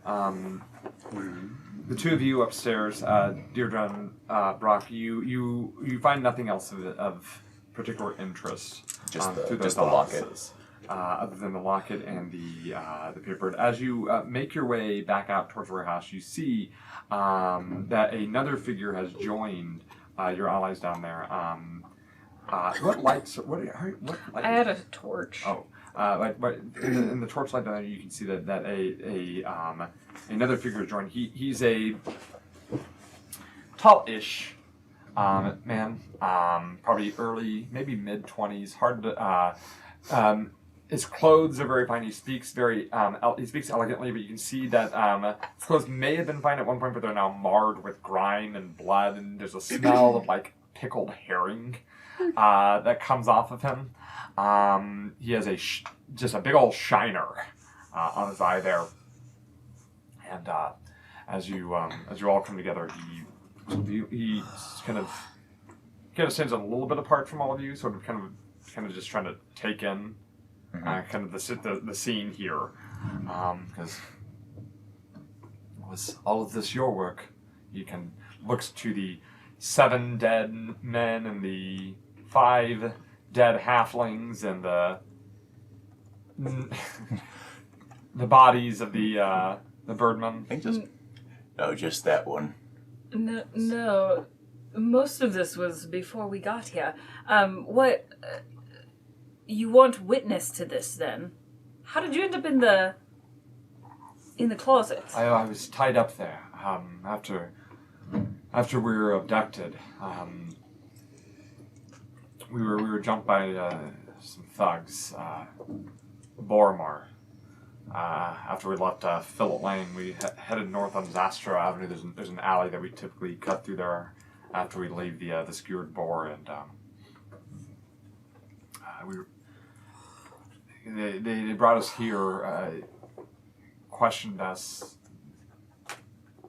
and they tied me up and put me in the other room. I think they plan on ransoming me. You say we.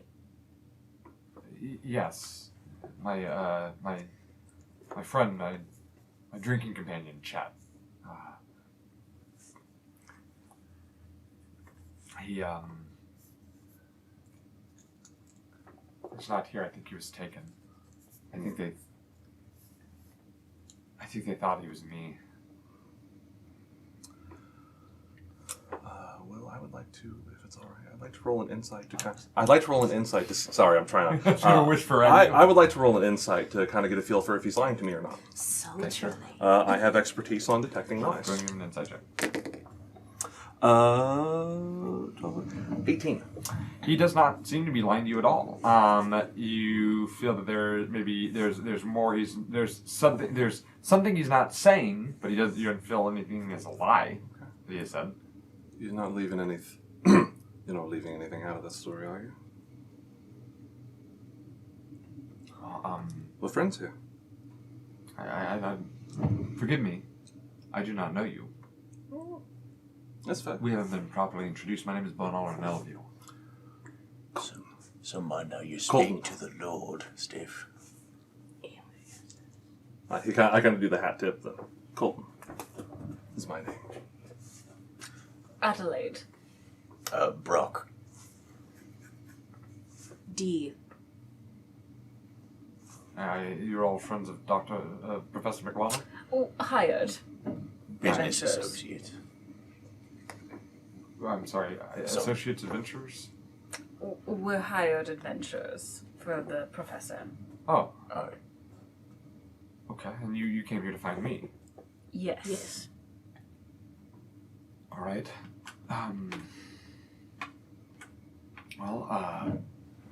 I don't suppose you were also hired. I don't suppose you were also hired to find Chet. Frankly, we weren't told that this Chet was missing. I see. Well, I don't know how much you know about me. You seem to know who I am. I am a man of means, and I would be happy to compensate you, were you to assist me in finding my friend.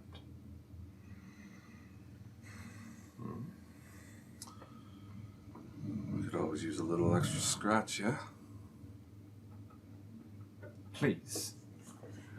When the Boromar took us, they wanted me. And before I could, they didn't know which one of us was which. They didn't recognize our faces. And before I could say who I was and potentially spare a chat, he told them he was me. He's a brave friend you have. He's Very loyal. We've known a brave friend. He's got more beauty than brains, some would say, but he's a great drinking companion.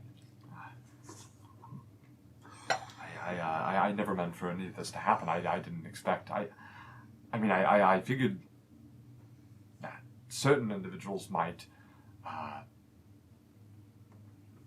wish to do me harm, but I never expected that. Well, I suppose I was careless by coming into Dura. I'm bringing my friend here. Look, I don't know you, and you have no reason to you have no reason to you're bound by no contract with me. But again, I can pay you handsomely. Sure, you're well compensated. You know how to use that sword you got? He has no sword. Oh, sorry. I don't know why. I was confused by the mini. We need to take him to the professor and then we can check into this Chet thing. I am handy with the blade, though. many fencing lessons. Please don't take me back to the professor. Please, we have to find Chet first. They could kill him. And if you die, we don't finish on request. Whatever. I know Professor McLennan. I know the amount of money that he makes at the university. There is no way he can offer you more than I could. And I can handle myself in a scrap. Please. And if you don't help me, I'm going to do it myself. I'll search this whole damn district if I have to, knocking on every door to make sure that he is found. He's very dear to me. All right, I get it. Does it feel like there's more than just wanting to find a friend when he's saying he's gonna knock on every the lakes he'll go to? Go and give me a sense motive insight check. Insights. Okay, so 2. 5. Hard to tell. Alright. I don't think he's gonna budge. The way I see it, we can only benefit from being in the good graces of a member of such a noble house. So I say we help him out. It's not going to do us any good if we take him to the professor and then he runs away back down here to Dura to find his friend and gets himself killed. His composure breaks a bit as he starts to sort of look around, kind of looking around with a little bit of urgency. He's, I'm sorry, one moment. And he starts moving towards one of the bodies of the halflings on the ground. And starts rifling through pockets. What are you doing? They've taken something from me. My mourning locket. It was given to me by my mother. Oh, is this the... So then goes, yes. He's in an office upstairs. He looks. He's sort of looking at it with a very curious look on his face, as if he's seeing it for the first time almost. It's like it opens. Oh, you didn't know that? I did not. Yeah, it looks like No. something might have gone in it at some point, but it's empty. I have no idea what that could have been, but when my mother passed away, she left this for me. My condolences. A word to remember her by. She was a good woman, unlike my father. I'm certain you know of my father. A bit. I just do what I'm told. Well, Chet's not getting any safer while we stand here talking. How are all of you doing? I think we need to take some time to question, and then Yeah, these two. and then we can figure out where they possibly taken him. You want to give them some time to give yourself some time to bind some wounds, and also give the birdmen some time to sort of rouse themselves. Yeah. That sounds good. So, as you wait, go ahead and spend your hit dice. If you choose to, or spells or whatever, recover anything on short rest. Get my spell point back. Bonal, he'll pick up one of the discarded blades, one of the birdmen, and will sort of strap it on his side. As he sees, kind of close to one of the unconscious birdmen, he kind of just kind of half-handedly remarks, "Kinku." He will tell you a little bit more about himself, kind of as he feels more comfortable. Okay. The Borma, they think that my father embezzled a large amount of gold while he was a member of the city council. I'm sure you're aware of this. They're questioning me about the location. They and many others believe that there are Gallifors hidden somewhere in the city. Gallifors, by the way, is the name of a gold coin.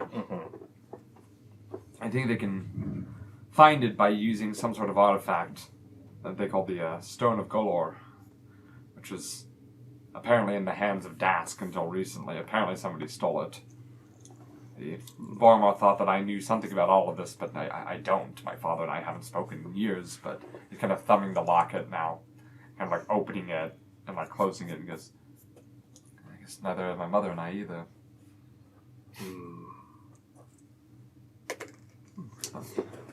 Chet's really the only one of the few people I have left. I have friends and such at the university, acquaintances, work colleagues and such, but well, I find myself ostracized by others in my social class, and I find that those who I work with seem to see me, seem to think that I raise myself above them because of my upbringing, but I don't. I think what the university does is very important, but Chet's the only one who really sees me for who I am. So, Does Chet also work at the university? No, absolutely not. He's, no, Chet is not the learned, the learned type. Chet is more of the drinking and partying type, I suppose you could say. And after my own heart. When I'm not, kicking down doors. Oh, we're just so good at it. Are you sure you didn't see anyone else here? Just these fine fellows with the beaks and claws. One of whom Got did get away. But, Do you purposely omit the body that you found upstairs? no, he would not have. But he probably didn't think it was worth mentioning, given that it was a halfling wearing similar clothing to the Boromars downstairs. Sure. Yeah. Unless if Chet's a halfling, of course. Yeah. So, all right, well. It's about that time when you hear a kind of a as one of the Kinku begins to rouse from their slumber. And goes, shit. Or from your voice you hear, shit. Shit indeed. So, I'm here. You hear your own voice come from its mouth. you're here presumably after something. What were you after? His voice changes into a thin, nasally voice. Tie the pretty boy up in the back room. Who tied the pretty boy up? You hear, tie the pretty boy up in the back room. The voice. Can I discern if it came from like a halfling? Does it have the inflection of a halfling voice? Mm. Okay. Has that talent, little hint of the talent accent. Tie the pretty boy up in the back room. No. We're not going to make Italian jokes right now, Will. Okay. Halfling voice. Seems you and your mate had a bit of a scuffle here. What happened? And the scratchy voice says, no time to loot the place. Just get him to the boss. Where's the boss? Thin nasally voice. Another, also similar thin nasally voice, but not the same as before. You hear, follow the yellow signs in the sewers. Oh boy. Trudging through the sewers. Oh, it grows on you. Like mildew. Does it? So, Shit. Says. Yeah. so you're Bonal kind of leans over and goes, you do understand that they cannot speak other than what they have heard. You get enough information out of them. Oh, all right. This Other than news what to you me. just heard, Mar. to what? This is news to me. I didn't know that. I figured they were just making fun of people. You're part of the Dask gang, and you Deep orcish accent, you hear, Dusk sends its regards. ambushed the Boromir clan here. Yes. No time to loot the place, just get him to the boss. Which gang took the pretty boy? Dusk sends its regards. All right. Okay, so it's dusk we're after. And we follow. Down in the sewers. Follow the yellow signs in the sewers.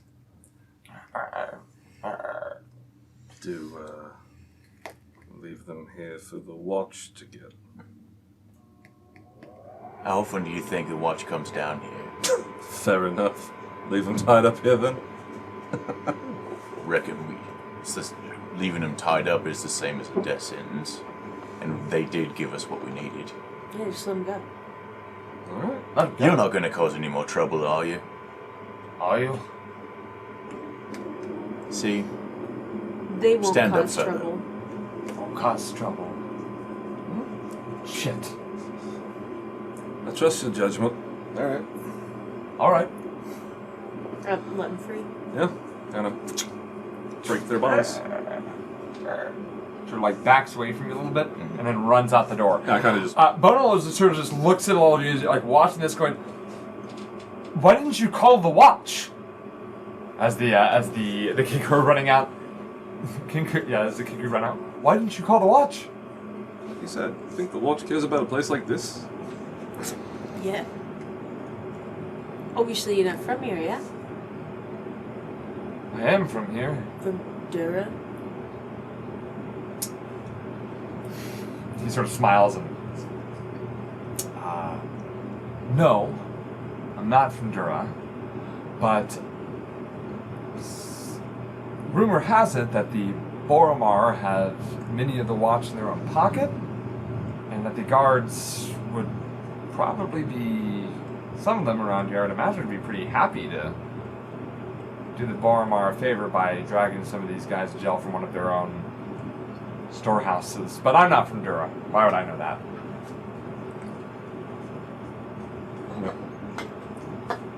All right. Well, let's go trudging through a sewer then. It's gonna be unpleasant either way. So just he looks at himself and just goes, "For chat." For For Chet. Chet. Yeah, for Chet. Brock already smells like wet dog at this point. So it's not going How much worse can it get? So yeah. Where's the nearest entrance to the sewers, gang? Guess we get to find So them. the sewers of Sharn are a sprawling labyrinth that is nearly like a second city within the cities, and there's cramped tunnels. They go everywhere, up alongside through towers, down from in all levels. There are tons of entrances to the sewers. Maybe we should be looking for yellow signs. I would like to try to use my feature where I have the gutter snipe, where I can try to move about the city without being spotted by gangs, gossips, and whatnot, and I know how to get around the city and get to specific places that we can find. To do that. Yeah, and then yeah. So I just want to make sure that we're moving through the city with this guy that we've been looking for without being seen. Is my intent. Does that ability work on other people or just you? It says, provide poor lifestyle to group. I know how to get anywhere in town without being spotted by gangs, gossips, or guard patrols. Okay, sure. Okay, where are you going? I'm guessing, by the way, that there's no way, like, the Kenku that we freed to track him to see. I mean, we didn't exactly tell the Kenku, like, you can't go back to the Dask clan that's maybe hanging out in the So you want to sewers. try to see where maybe some of the Kenku may have gone? Yeah, if, Sure. if it's possible to maybe follow the tracks, Mhm. since we did lose one and let two go. Yeah, I think we could track him down. I'll try to keep up with him in stealth. Follow. I would like to attempt to track them. Okay, sounds good. This is going to be a survival check. Okay. 19. It's not hard. You're able to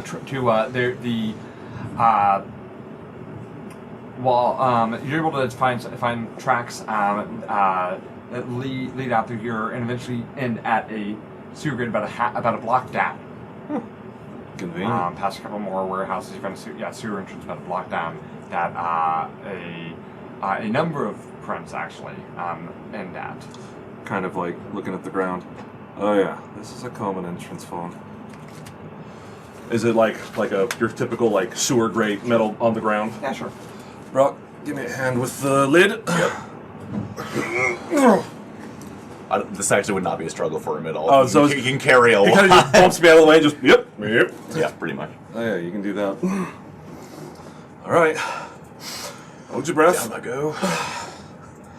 You want to go in first? Yeah, cool. All right. I'll be right behind you. Brock will have his hooded lantern lit as he descends. I'll go third. Alright, I will go fourth. I don't know if you will follow behind. Who's leading the way? Okay.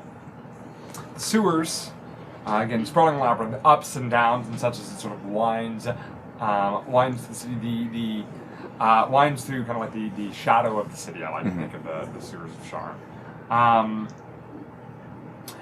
It is as I mentioned, it's a sprawling labyrinth down here. And once you get down below, it's a little harder to track. Mm-hmm. So what's going to happen here is we are going to need some survival checks. This will represent basically the amount of time that it takes to get the amount of how long it takes to you get to where you need to be. Okay. Okay. So so you're the one in the lead, which means that you'll be making these checks as you're leading the group. Do you wish to stay in the lead? I think he might defer to Colton in this case. He's a better tracker. Okay. Yeah, I'll go ahead and take the lead and get back to doing what I do. Sounds good. I'll go second. Start making survivals. Yep. So this is you looking for the signs of either traffic or maybe those yellow signs that you were told. About. Oof, only a 13 on the first one. You're able to actually find, after a bit of training, you find a symbol that kind of spray painted on the wall there of the yellow monster's eye, the symbol of Dask. I kind of quietly point it out to the group and point that direction and continue. You move winding down ladders through narrow tunnels. The stench down here is significant. Oh, that's a good And way there's to put it. flowing water through the tunnels as the rainwater is being collected alongside other such filth. And you find another sign and such.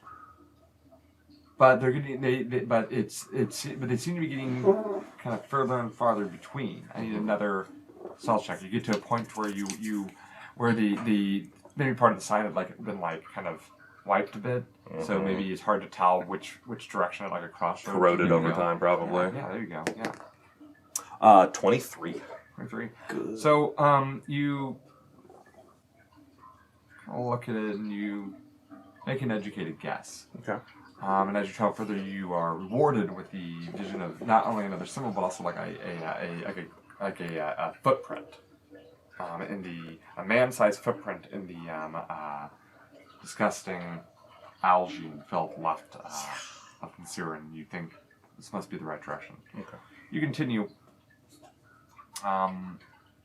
you continue, and there's a an overlook, kind of get to the point where there's a ladder with a large basin, kind of collection overlook, and there's a lot of water running through it, and you realize that it's probably higher than it should be, so you need to double back a bit, maybe find another way around, so that way you don't end up getting shoved into the tunnels and maybe find death below. So I need another check here. Let's see if you're able to find a way around this filth, this river of filth that you'd have to swim through. 20 even. Dirty 20. You managed to find your way. Colton Reeves. Reeves. Tracker extraordinaire. Tracker Jesus. extraordinaire. +5 survival. I'll do it.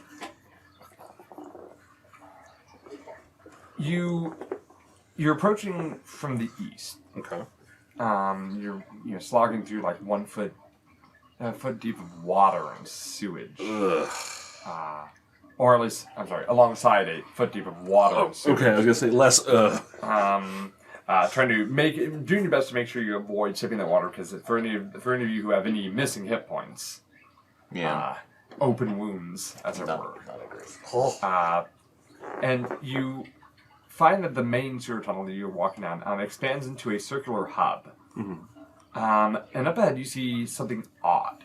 You can see that the walls up ahead, you really see this with your dark vision kind of past. You can see that the walls, there's a pair of arrow slits carved into the wall up ahead.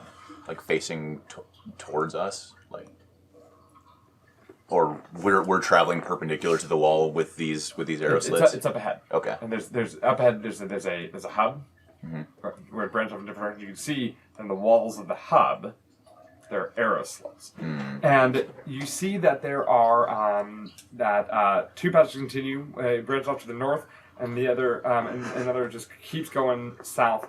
You see that a stone door is set into the back wall of a stone ledge to the west.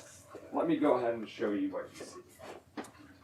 Visual aid. Visual aid set pieces. Visual aid. Oh my God! What the heck? Do you want these beautiful crates and barrels? And just knock them out of the way. Holy shit! Boy, I hope that does that camera get this? Oh, it gets it good. Look at that! I made this. That looks so good. You're approaching here. Okay. And we're coming from here. No, you're coming from here. We're coming from here. Okay. Yeah. Approaching from. Approaching from. Sorry. There it is. And then I'm gonna just to help it with a nice little visual aid right here, because they don't make these pieces. I didn't make these pieces with arrow slits. Arrow slit. There's another one here that somehow you see. I don't know. As you approach, you can see that there are these arrow slits there. Okay. Where did our Bonal figure go? I put him over here somewhere. He and I think, are at the back. There he is. And even stranger to you, hovering in the middle of the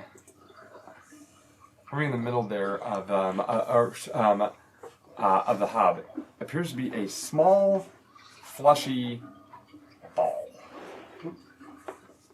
And you're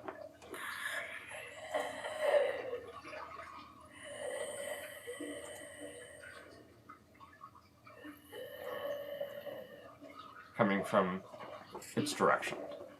Does it seem like it's aware of us? Or is there any way to really tell? From the distance you don't get the impression that that it is aware of you yet, but you can see it before it's like bathed in the light. Okay. Because you're seeing this with your dark vision. Okay. Something up ahead there. Floating thing. What the hell? Well, we press forward. And it's something that he only sees with his dark vision. We can't see it by the lantern. That's what I said. Yep. Okay. Does it look like anything I've seen or heard of or anything? Give me a knowledge of Arcana. Hey, I'm good at that.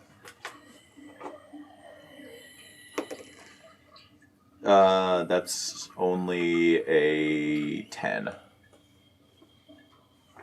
Colloquially, it's known as a gazer. It's a small, often used as a sentry if you can tame one. They're often used by they're reported to be used by odd eccentrics or natives of Drome to serve as guard dogs.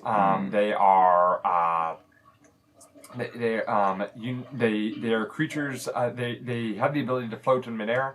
They have typically tiny stalks and little eyes, but you can see that you don't see the stalks from here. On top of that, they get little eyes, and you know that each of these eyes should be able to form a different magical little effect. Based on what you're seeing here, you think it may be asleep.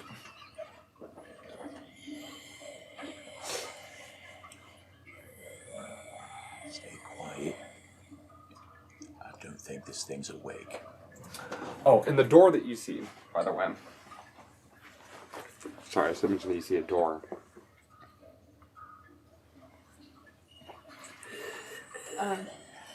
Just so you're letting us know there's something there. Do you tell us what it is? Yeah. Okay. Okay. I'm going to like quietly pull out my blanket from my bedroll and like spread it out to its full length. And since it's asleep, I want to try to creep forward and then cover it and like try to capture it in the bedroll. And just so we're clear, Yeah. you told them about the arrow slits, right? The Yeah. ones that look out from there and there, right into the middle of the room. Right, and that's what I'm trying to do is do it in a way that I'm not noticed because this is dark, and if I venture out. If they have dark vision, they will see you. Okay. Just need you to understand that. If they have dark vision and they're after looking at that slit, somebody will see you. I want to be clear about stealth. It's not invisibility. Right. Right. So your inability to see does not mean other people would not be able to see. And no matter how high your stealth is, if you're out in the middle of the open and someone's looking, they will see you. Okay. Just so we're clear about that. So is that the plan you'd like to do? Would I be able to do it, like, time it to get to the point where I can have movement to move me out of line of sight of the arrow slits? You have no way to know that. Okay. What the timing would be because you don't know what's behind those arrow slits. I think this plan might just wake it up, which it seems like we don't want to do. Try to sneak past it then.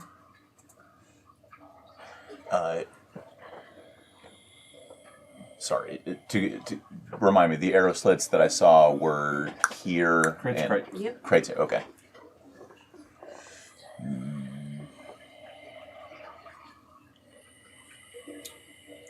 Do the arrow slits glow from floor to ceiling? You don't see them. Do you walk closer to bathe the light in there so that way you can? Do I see if they go from floor to ceiling? Did not. Okay. Crawl underneath them. Yeah. So,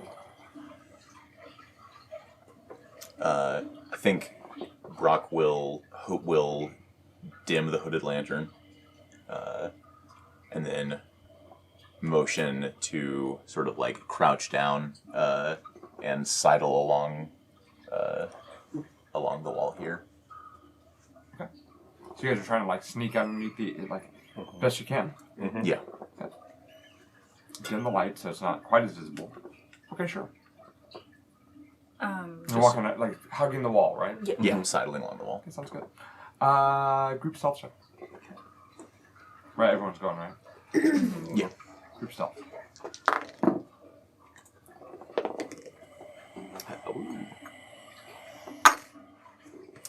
She's turning in a coin.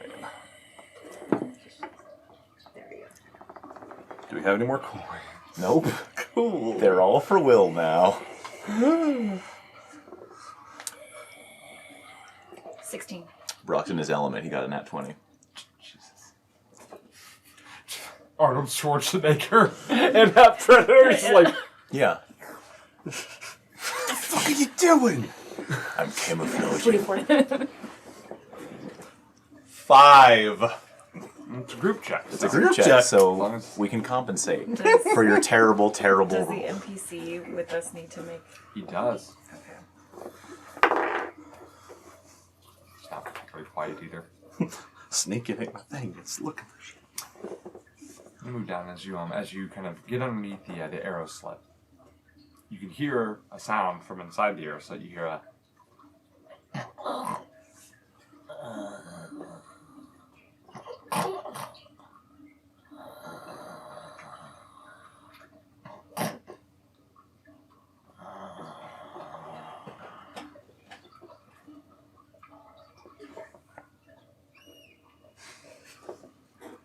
Continue underneath the arrow slit.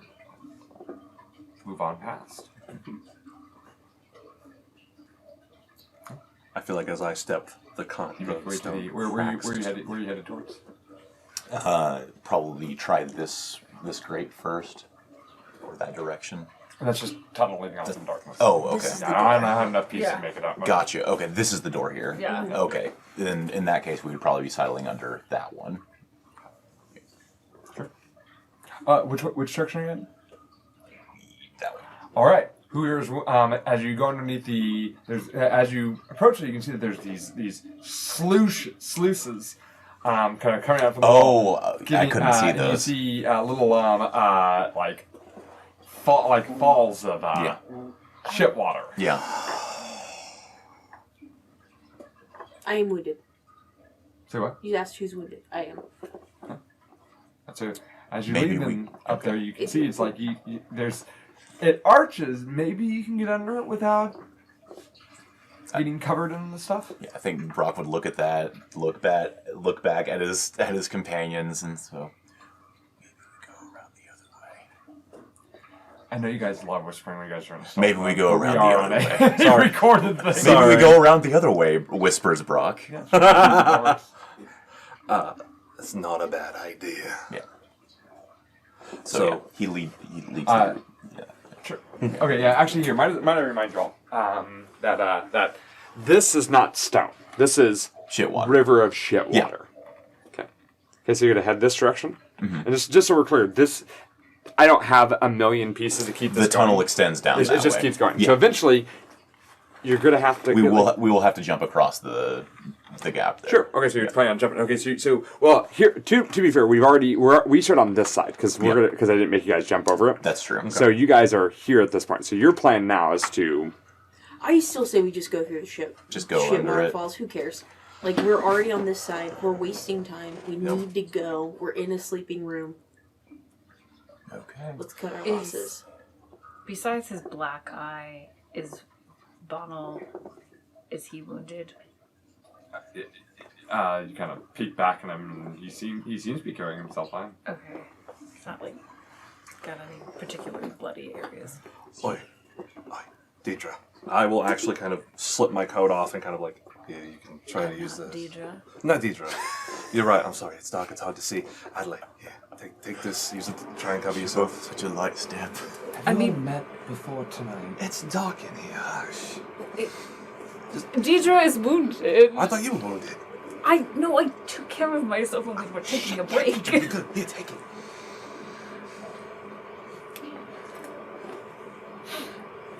Bonal watches you trying to hand your coat to the uninjured, but what's your charisma? My charisma is a 9.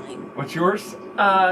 16. To the clearly more attractive woman, and he just smirks. It's just like, let me help you. But it's like, Yes, I get a Classic move. classic move. He's like, he leans over, smooth. He does not do that. Sorry. Brock rolls his eyes and tries to skirt under the sluice Give me gate. an acrobatics check. Yeah, I'm not going to do well at this one, you guys. I'm real bad at that. In theory, but again, Brock is the sewer ninja. He got a 19. You make it past the first. Oh, okay. There's 2. Okay, here's the point of failure. Make it past the first. Yeah. Give me another one for a second. Yeah. It's fucking 16. There you go. You make it. You manage to make it by not a drop on you. All right, well, Of course not. I like this coat. I'll go ahead and try next. Acrobatics. Straight dexterity roll. Gotcha. 10. You make it past the first one. Oh, number 2. 4. You covered and sewer gum. Do you have any open wounds? Oh, full hit points. Full hit points. I'm wounded. Great. So you just smell like shit. There's stuff. No, there's stuff. You smell and you have a creepy, crawly feeling of ick, but otherwise no harm. That's where the low stealth roll came from. For me going, oh, fuck. Who's next? Me. Acrobatics. Yep. 21. Backflip over it. 18.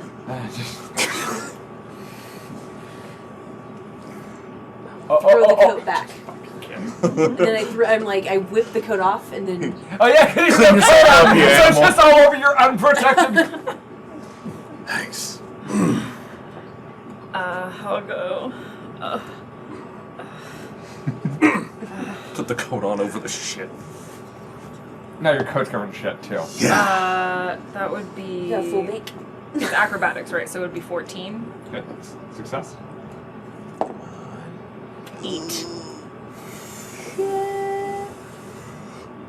You get a bit on you. You smell.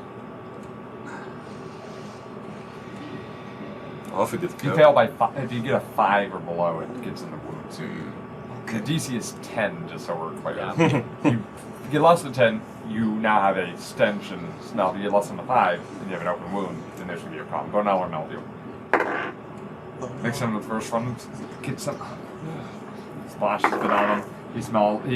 As you kind of mix to the other side, you can see that his like arm is like kind of like a arm sleeve is like covered in gunk, and just the smell of that plus the pickled herring smell. It's just it's quite unpleasant. Really He great. and holds himself up and goes, "Well, this is unfortunate." It's for chat, though. It's for chat, right? Now that we're on the other Don't get me wrong. side. I'm not complaining. Merely comment. Now you're on the other side. Deidre's going to move to the door. Yes. Check it for traps. Stone door. Yeah, you see it's a stone door there. It's marked, etched with the symbol, not with paint or chalk this time, but rather actually like etched in the door. You see the monster's eye. Go ahead and give me a investigation check. Let's see if you see anything of any problem on this door.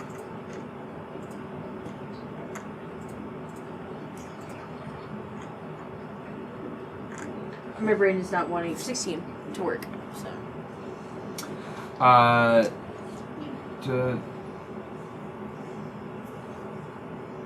You note nothing.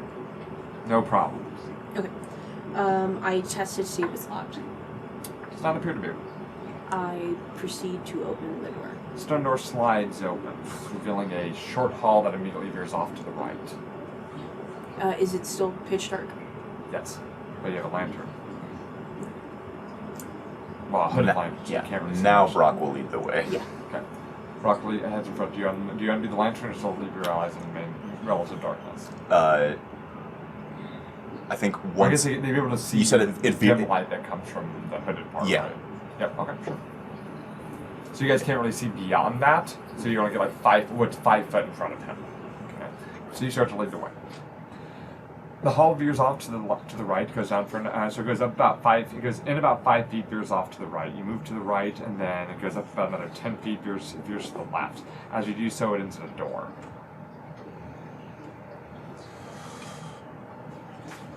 Brock will approach the door and try it. Unlocked. Okay. Quietly open it. See T intersection. To the right opens up into a larger chamber. To the left, hall, then a hall which seems to open up into another chamber about 10 feet down. Open it. He will turn right towards the larger chamber first. Oh, I'm sorry. Left is the large chamber. My apologies. Right is 10 feet down, large chamber as well. Okay.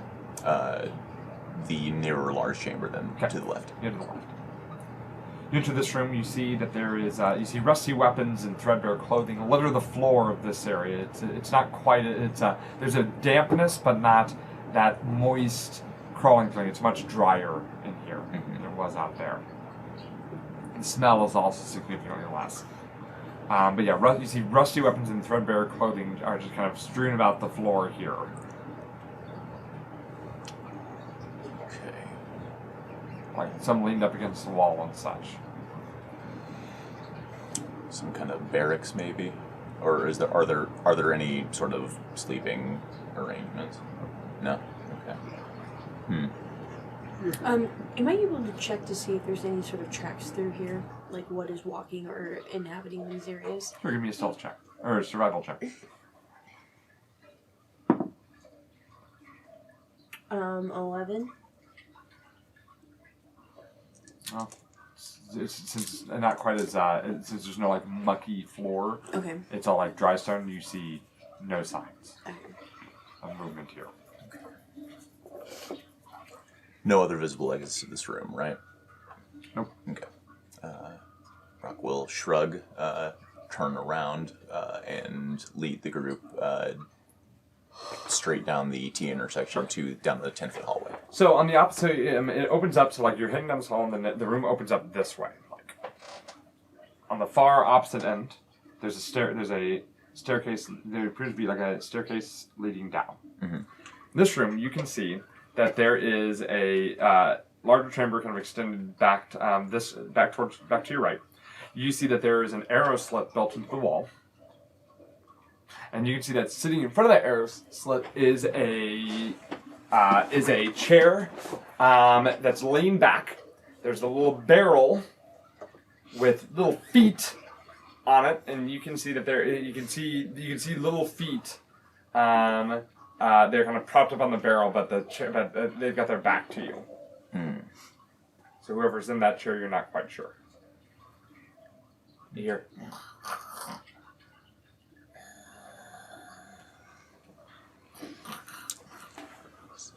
Sleeping guard on the other side of one of those arrow slits up there. Sorry, I keep forgetting we need to speak So now more clutches loudly. clutches at the hilt of his weapon. What's the plan?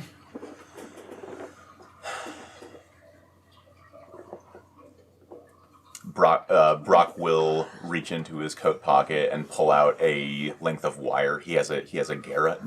You see Bonal's eyes go really wide, but he doesn't say a word. When I should give him the old.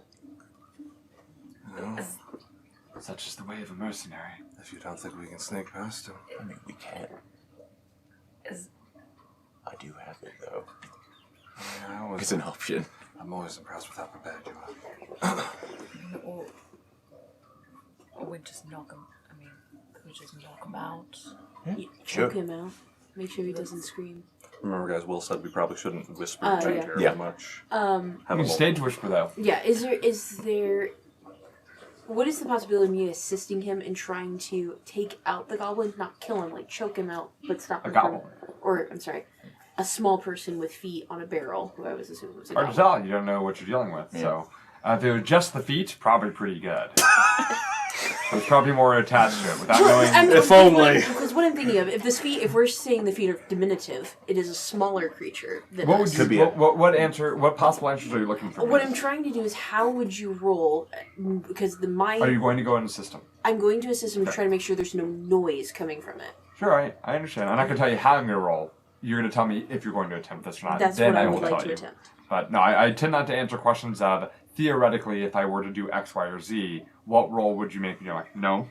Are you? Is that what you That's do? what I Okay. like to do. That's why I said that was my goal. Okay. So the two of you are breaking Going off to approach. To sneak up behind this sleeping figure and try to take it by surprise. You come to sleep. You kind of move. Kind of. You guys have been in quiet mode this entire time. Yeah. You approach with sounds, and the sound is clear to you that that it's snoring as you get closer. And you realize as you kind of circle around there, you see that the figure is in fact a sleeping goblin, or rather you would say Dar, because this goblin is dressed in leather armor, but it's like layered, looks kind of like layered plate. It's very stylistic. You see that there are like stylized horns rising up from it. You can see that across the goblin's face is a half mask with a fanged embrace. You recognize as a bugbear from Malion's Gate. You recognize this as a Keshdar, a goblin who identifies itself, or maybe truly is, of the Dakani culture. This is a warrior significant revelation. A warrior culture of mercenaries. Yeah. Who often will sell their services. But this one's asleep. Now, you don't know of any. Well, why don't you give me a culture check? Okay. Or history, culture or history, whichever one you prefer. Go with culture. Sure. It's a 13. 13. Okay. You don't know of any true Dakani that would ever be caught dead falling asleep, Yeah. because the Dakani are a warrior, claim to trace their history back through an ancient warrior clans that once ruled all of Corvair.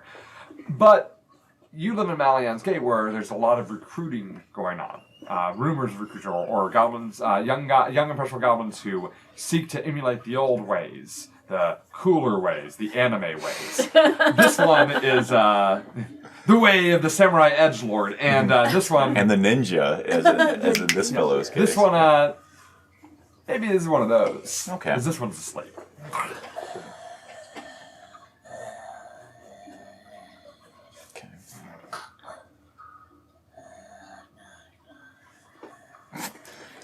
Oh. Yeah, He was, okay. he was, Oh, yeah, I was just- Will was sleeping, but... Okay, I'm sorry. Across his lap is a short bow. Yeah. On his hip is a hilt of a curved short sword. Yeah. So, my assistance with him is I'm going to actually pull out like a wad of like A handkerchief Cloth? thing? like a cloth and Miscellaneous cloth. like I'm assuming the torch is to use it like you can unwrap it and just shove it into his mouth, as well as trying to place my hand on the hilt of his sword to stop him from being able to draw it, and just like this while he is. What are you trying to shove that into? That wad of cloth. I'm trying to show it where his mouth is. I know He's there's got a a mask guard. on. Yeah, a guard there with teeth in. Are the teeth closed? Because when it was open, I was imagining it The was mask like this. blocks anything from going into Okay. his mouth. Okay. So you're going to have to squeeze hard. So I'm just helping him subdue. Assisting him with Okay, so subduing. you're grabbing the sword, realizing you probably can't stuff it in the mouth without. So okay, so you're basically trying to subdue. So Does the mask look like it's secured by anything other than just like strap just on a strap on the back? Okay. but you can't see it because the leather Yeah. headdress sort of like kind of creates segment plate down the neck to protect the neck. So Okay. protect the back of the neck at least. All right. Would it be reasonable to, like, as I'm grabbing him, to kind of like push the mask up out of the way and try to cover his mouth?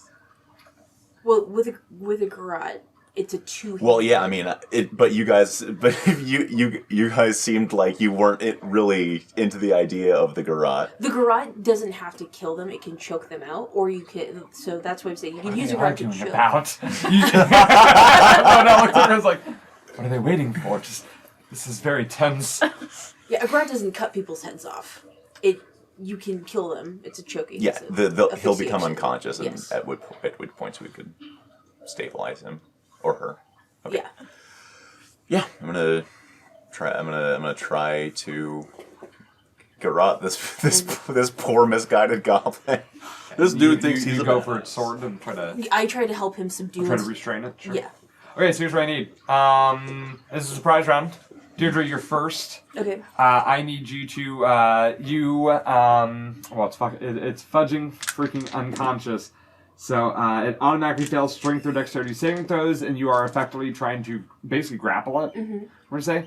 Strength or dexterity saving throw. So you automatically grapple it. Okay. So you grab hold of its hand and you grab hold of its hand, and like its arms to kind of keep him from being able to mount a resistance. Mm-hmm. You can attack with advantage because he's unconscious. Which will cancel out the disadvantage from attacking with the garrote. Because There you go. So just straight roll. You got this. Do I? Oh no! Oh I no! missed. Oh no! I got a nat 1. You got that one? Yeah. That's bad! You son of a bitch! Yeah, correct. You get the back of my head and suddenly my face is in the mask. Yeah. So you go to grab onto the arms and you go to loop it over, and the loop of the garrote gets caught around the horn and cuts the garrote wire in half. Okay, so that's no. gone. It has the broken condition. Okay. Yep. So the handles aren't short. You just gotta like restrain. It gets a broken condition. The goblin's eyes snap open. And now we hit the top of the round. We go back to and you roll its initiative. Okay, it got it's after Colton. So if we want to just slip that EL1 down to after Colton. Deirdre, we come to you. Deirdre, you got this thing grappled. So it's not moving anywhere, but it does not have a garrote around its neck like you thought it would. What do you do? Oh my gosh. Am I able to keep my hand on the sword, but like try to shove my hand? I don't know how the thing looks if I can shove it underneath the guard to try to either get his throat or cover his mouth. Like, if I can't go up into his mouth, I'd go into his throat. Sure, we're gonna call this a yes. Basically, I'm gonna give him because of the mask. I'm gonna give him advantage to resist this. Okay. He is gonna make a dexterity saving throw against your combat maneuver DC with advantage to try to resist this. The mask provides the advantage. Okay, hang on. Okay. So it's just, I don't roll anything. It's just the Nope. combat maneuver. Okay, got it. Okay. It gets a 10, so you actually managed to cover its mouth. Sweet. Okay, so you got one hand on the sword hilt, the other one on the mouth. Yeah. At this point. All right. We go to Brock. Brock, what do you do? He's just going to try to, I guess just non-lethally clock him in the side of the head with... Just drop the grot handles, pick up your... I don't know why I ever try anything else. It always comes back to old Bessie. It's Lucille. This is Lucille. I just like to imagine you just like, I never really made a good bugbear. And it's Fourth edition, This is supposed to be my whole thing. the 4th edition bugbear had a special attack that was fucking choke the shit out of somebody. Oh my god. Okay, so it's grappled. It's not restrained or anything. Yeah. So just straight attack roll. Okay. That's a mini for it. Oh, jeez. Holding a grot. Oh, yeah, He's that's got it. hilarious. Okay, so go ahead. Yeah, make the attack roll. It's all gone to shit now. It's only a 9 to hit. So. Okay, well, it is prone, actually. Oh, advantage. Let me. Sitting in a chair, leaning back. 14. That is a hit, Okay. actually. Total Get this- total of 11, non-lethal. And it just and the chair just kind of fall, like you just slowly like Lean. sleep, little one. Fast work, man. Okay, he's knocked out. Fast work. Good job. Bonal is like looking at him and he goes, Works. And sometimes it comes down to it. Right. So. You know? you continue on. I'm going, I don't know, that's just a waste of time.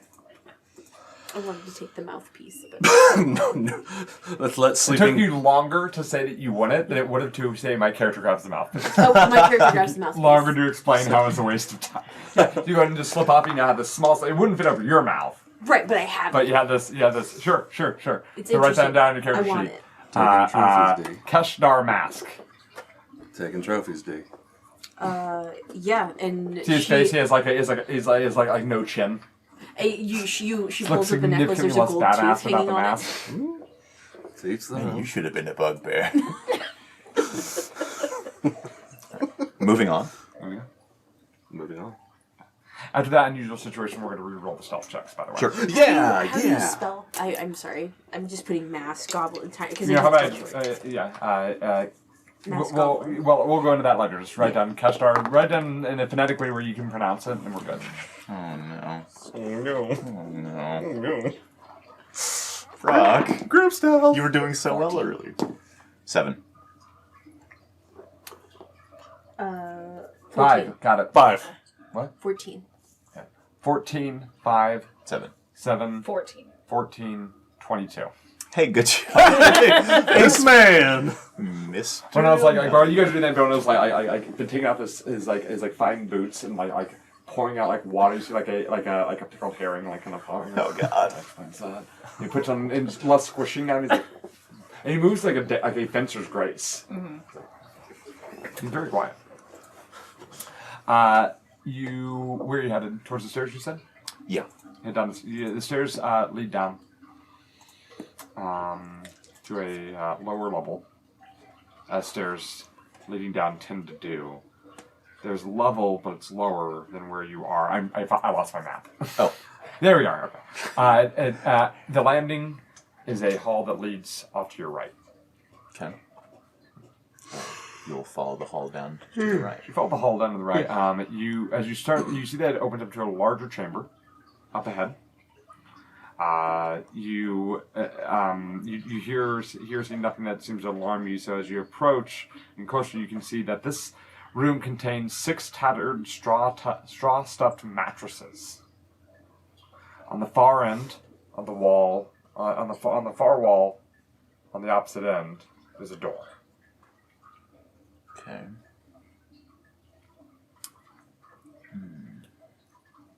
Here's the barracks. I think he might do a cursory look under each mattress before moving forward. So you can search the mattresses. Anybody else doing anything to note? I'm going to study the area. I'm going to use my ability that I have. Oh, cool. Since secrets, so I'm going to study the room that we're in and see if there's anything of interest. Okay. I'll probably help him look under bunks because I know what he's doing. I am going to just keep a lookout. Sounds good. You find nothing but skittering roaches, some discarded food trash. Oh, jackpot. But yeah, fuck the jackpot. There are no secrets of this room. Okay. No secret. Okay. Moving on. A bunch of smelly bunks. There's a wooden door on the far end on the far wall. Brock will approach the door and listen. Try to listen through it. You definitely hear something. You hear the sound of like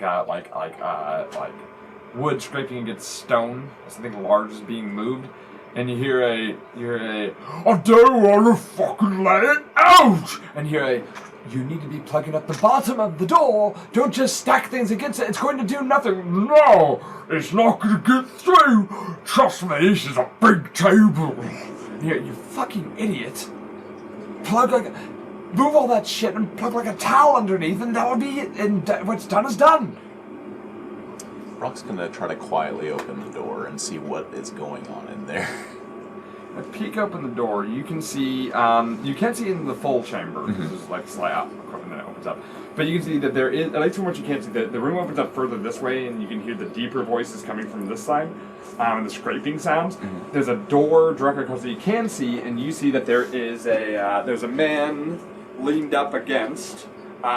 He's got some rough-looking scars, scraggly, greasy hair, and he's going, "You plug something underneath the door. It sounds pretty fucking stupid if you don't."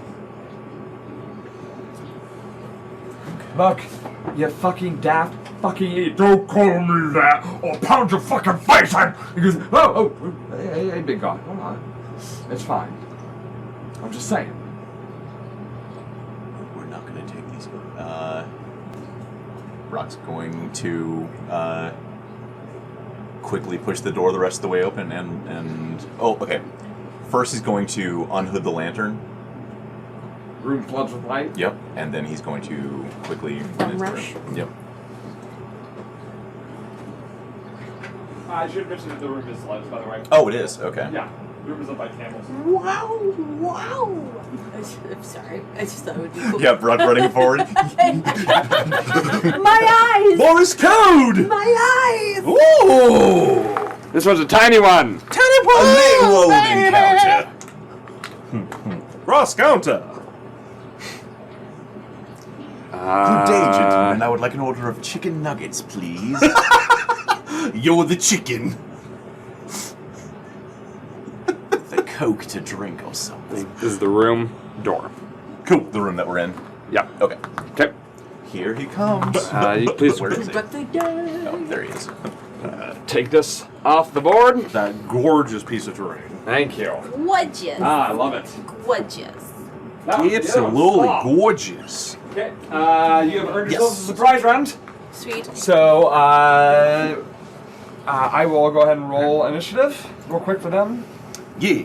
If you don't mind. Sarah. Yeah. Thanks for all your help, wife. You are a great wife. I love my wife. Well, I lost my D20 out there just. Uh-oh. Okay. EL1 gets a a 16. Oh! EL2 gets a an 11. Roll off. Colton gets first. Cool. Deirdre is the first to act. Does Bonal need Oh, Bonal leads initiative. Bonal. Bonal? Bonal gets a 12. Bonal. Friend 3. You've got a friend in 3. God.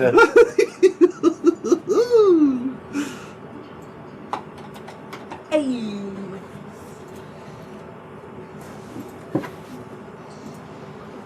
Okay, so Deirdre, you're first. Oh goodness. Sorry, we're kind of in front of you.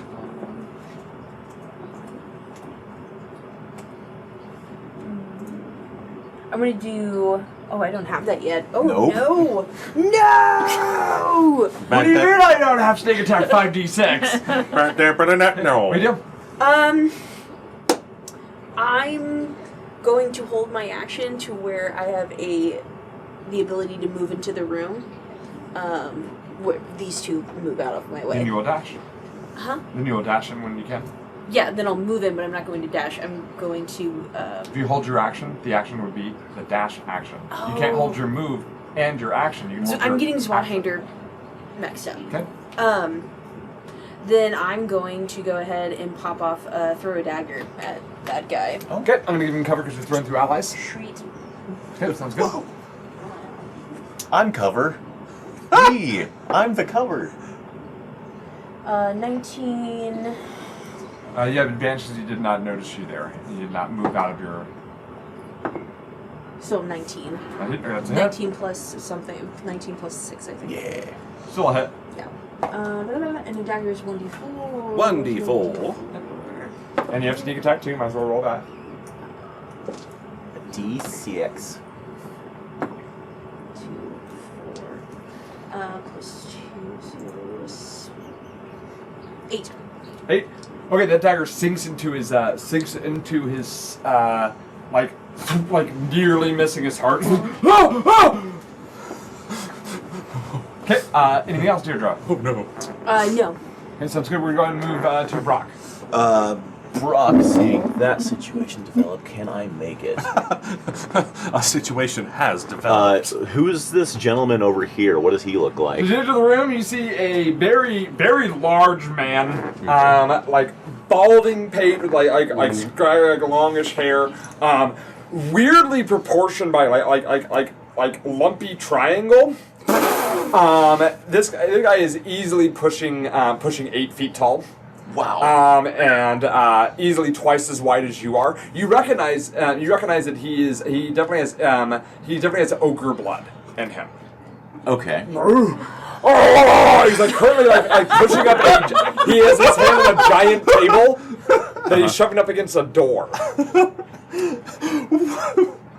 Okay.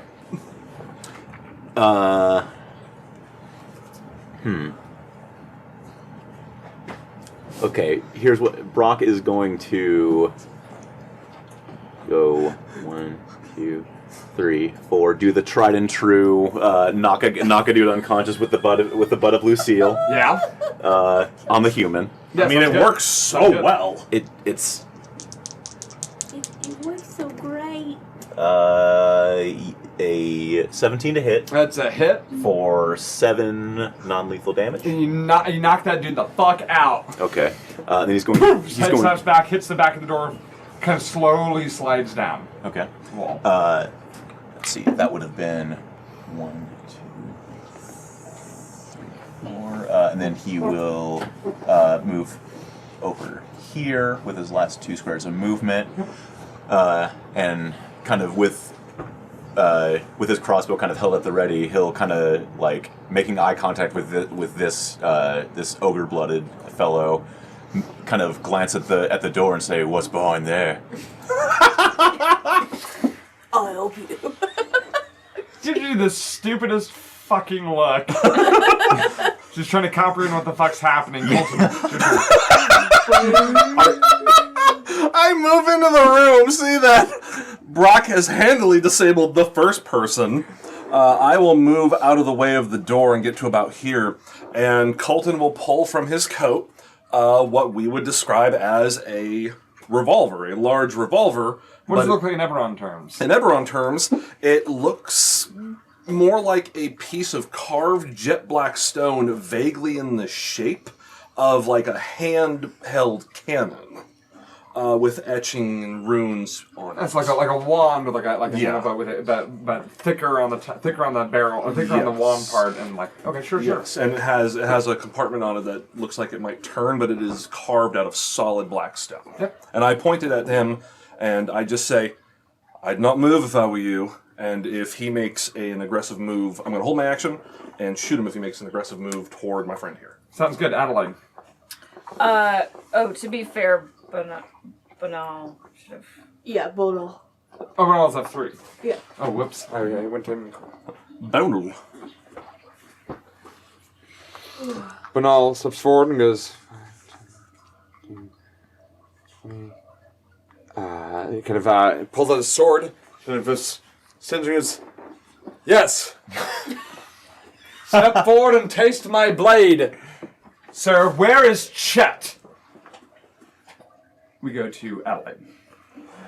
And gives it the big thing sort of still scratching his head, looking at his unconscious friend. He's having the weirdest day. I'll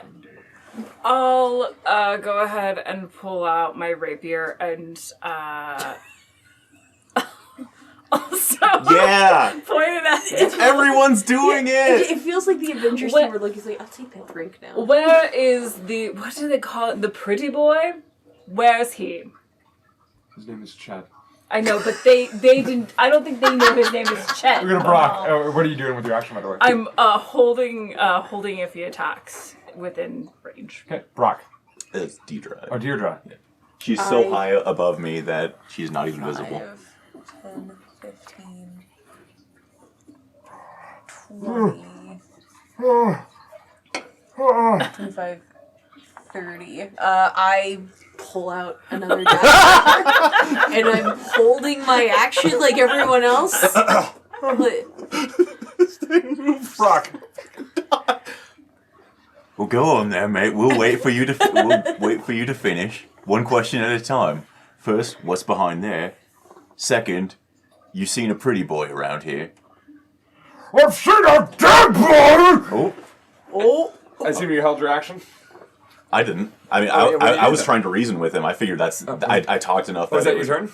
That was my action for sure. You're gonna give me a persuasion check. Let's see if or intimidation check. I'm gonna call this intimidation with all these guys. I'm backing good the at fuck up. that. Yeah. So let me walk back my statement. Sorry, I got so used to hold. I just Yeah, no, it's fine. Okay. Yeah. 21. Okay. So what was the question you asked him? He asked, first, what's behind that door? Second, you seen any pretty boys like our friend here? He kind of looks at him and he goes,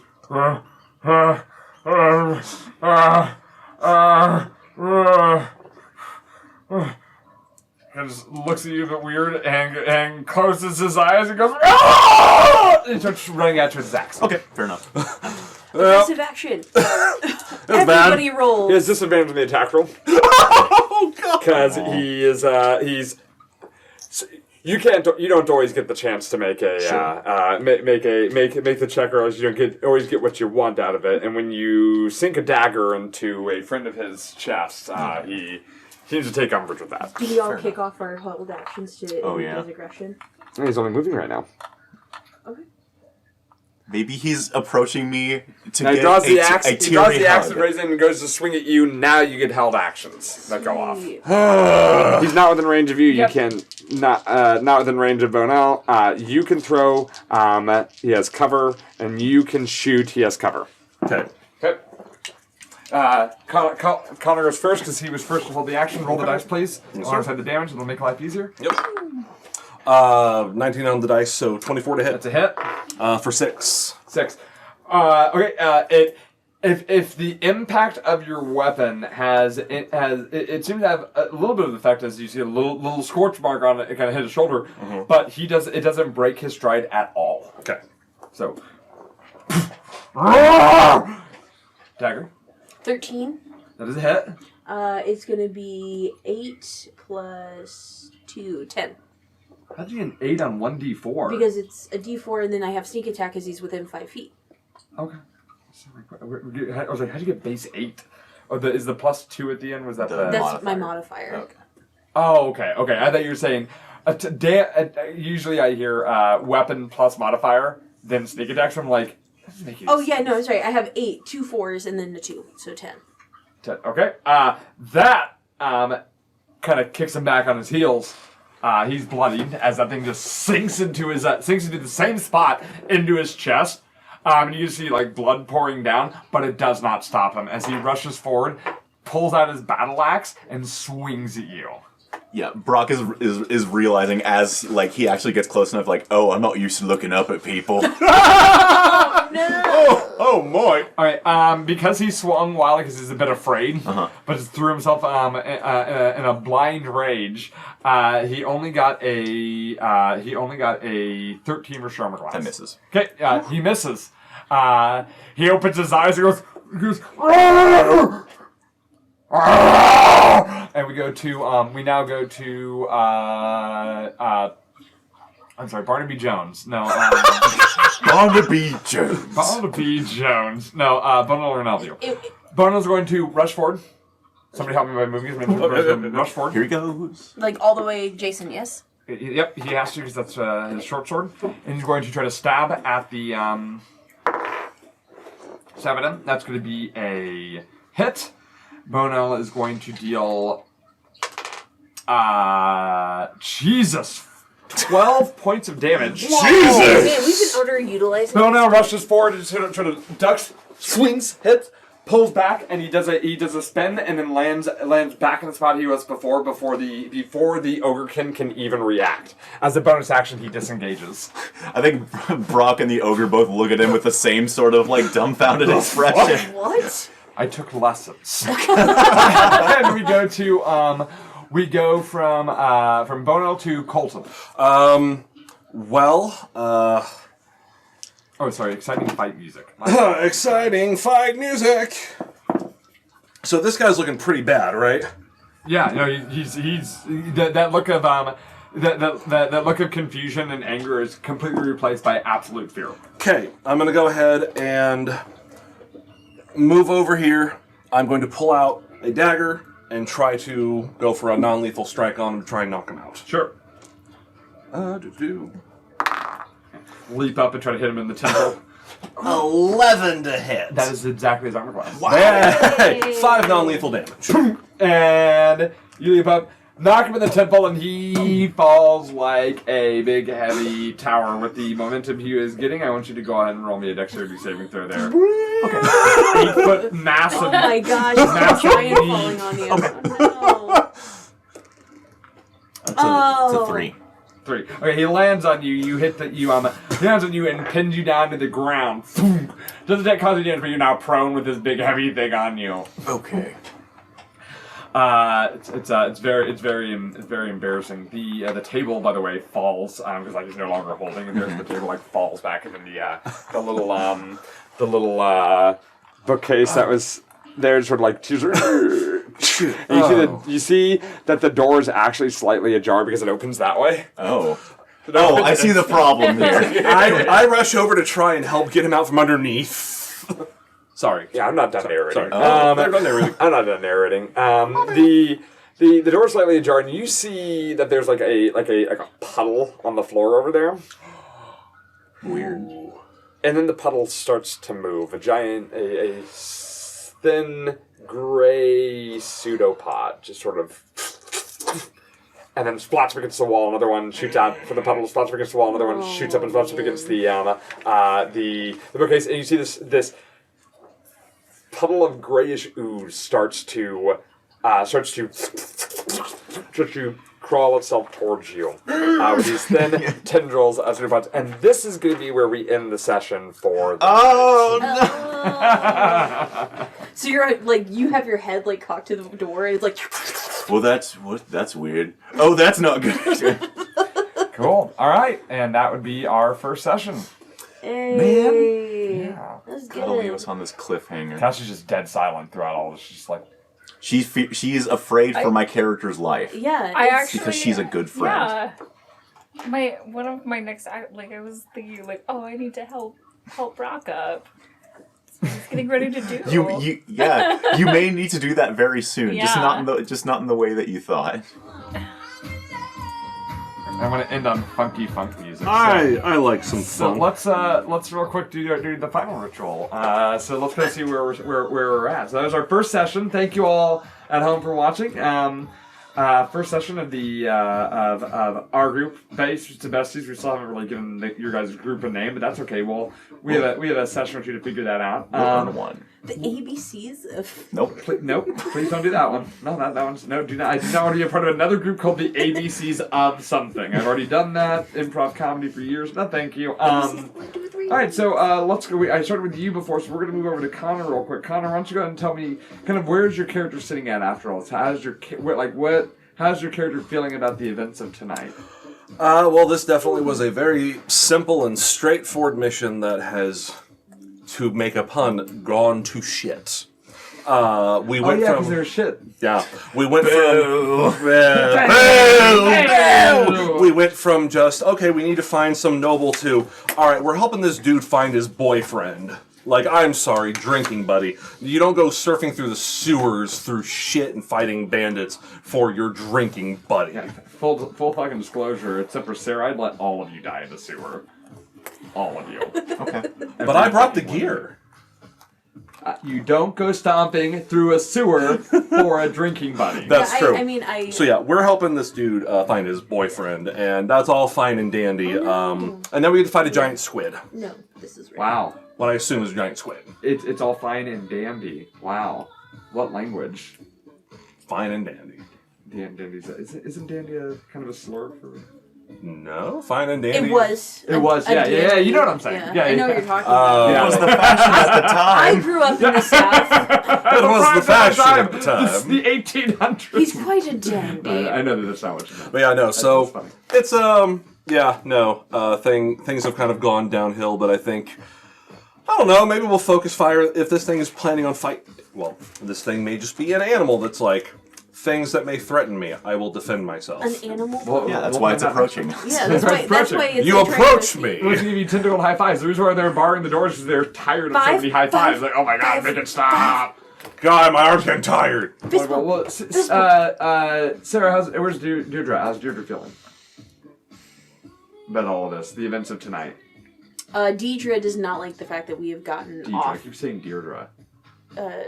Deidre, whatever. Yeah, it's all the Deirdre. same. I like Deirdre. Let's do Deirdre. It's Deirdre.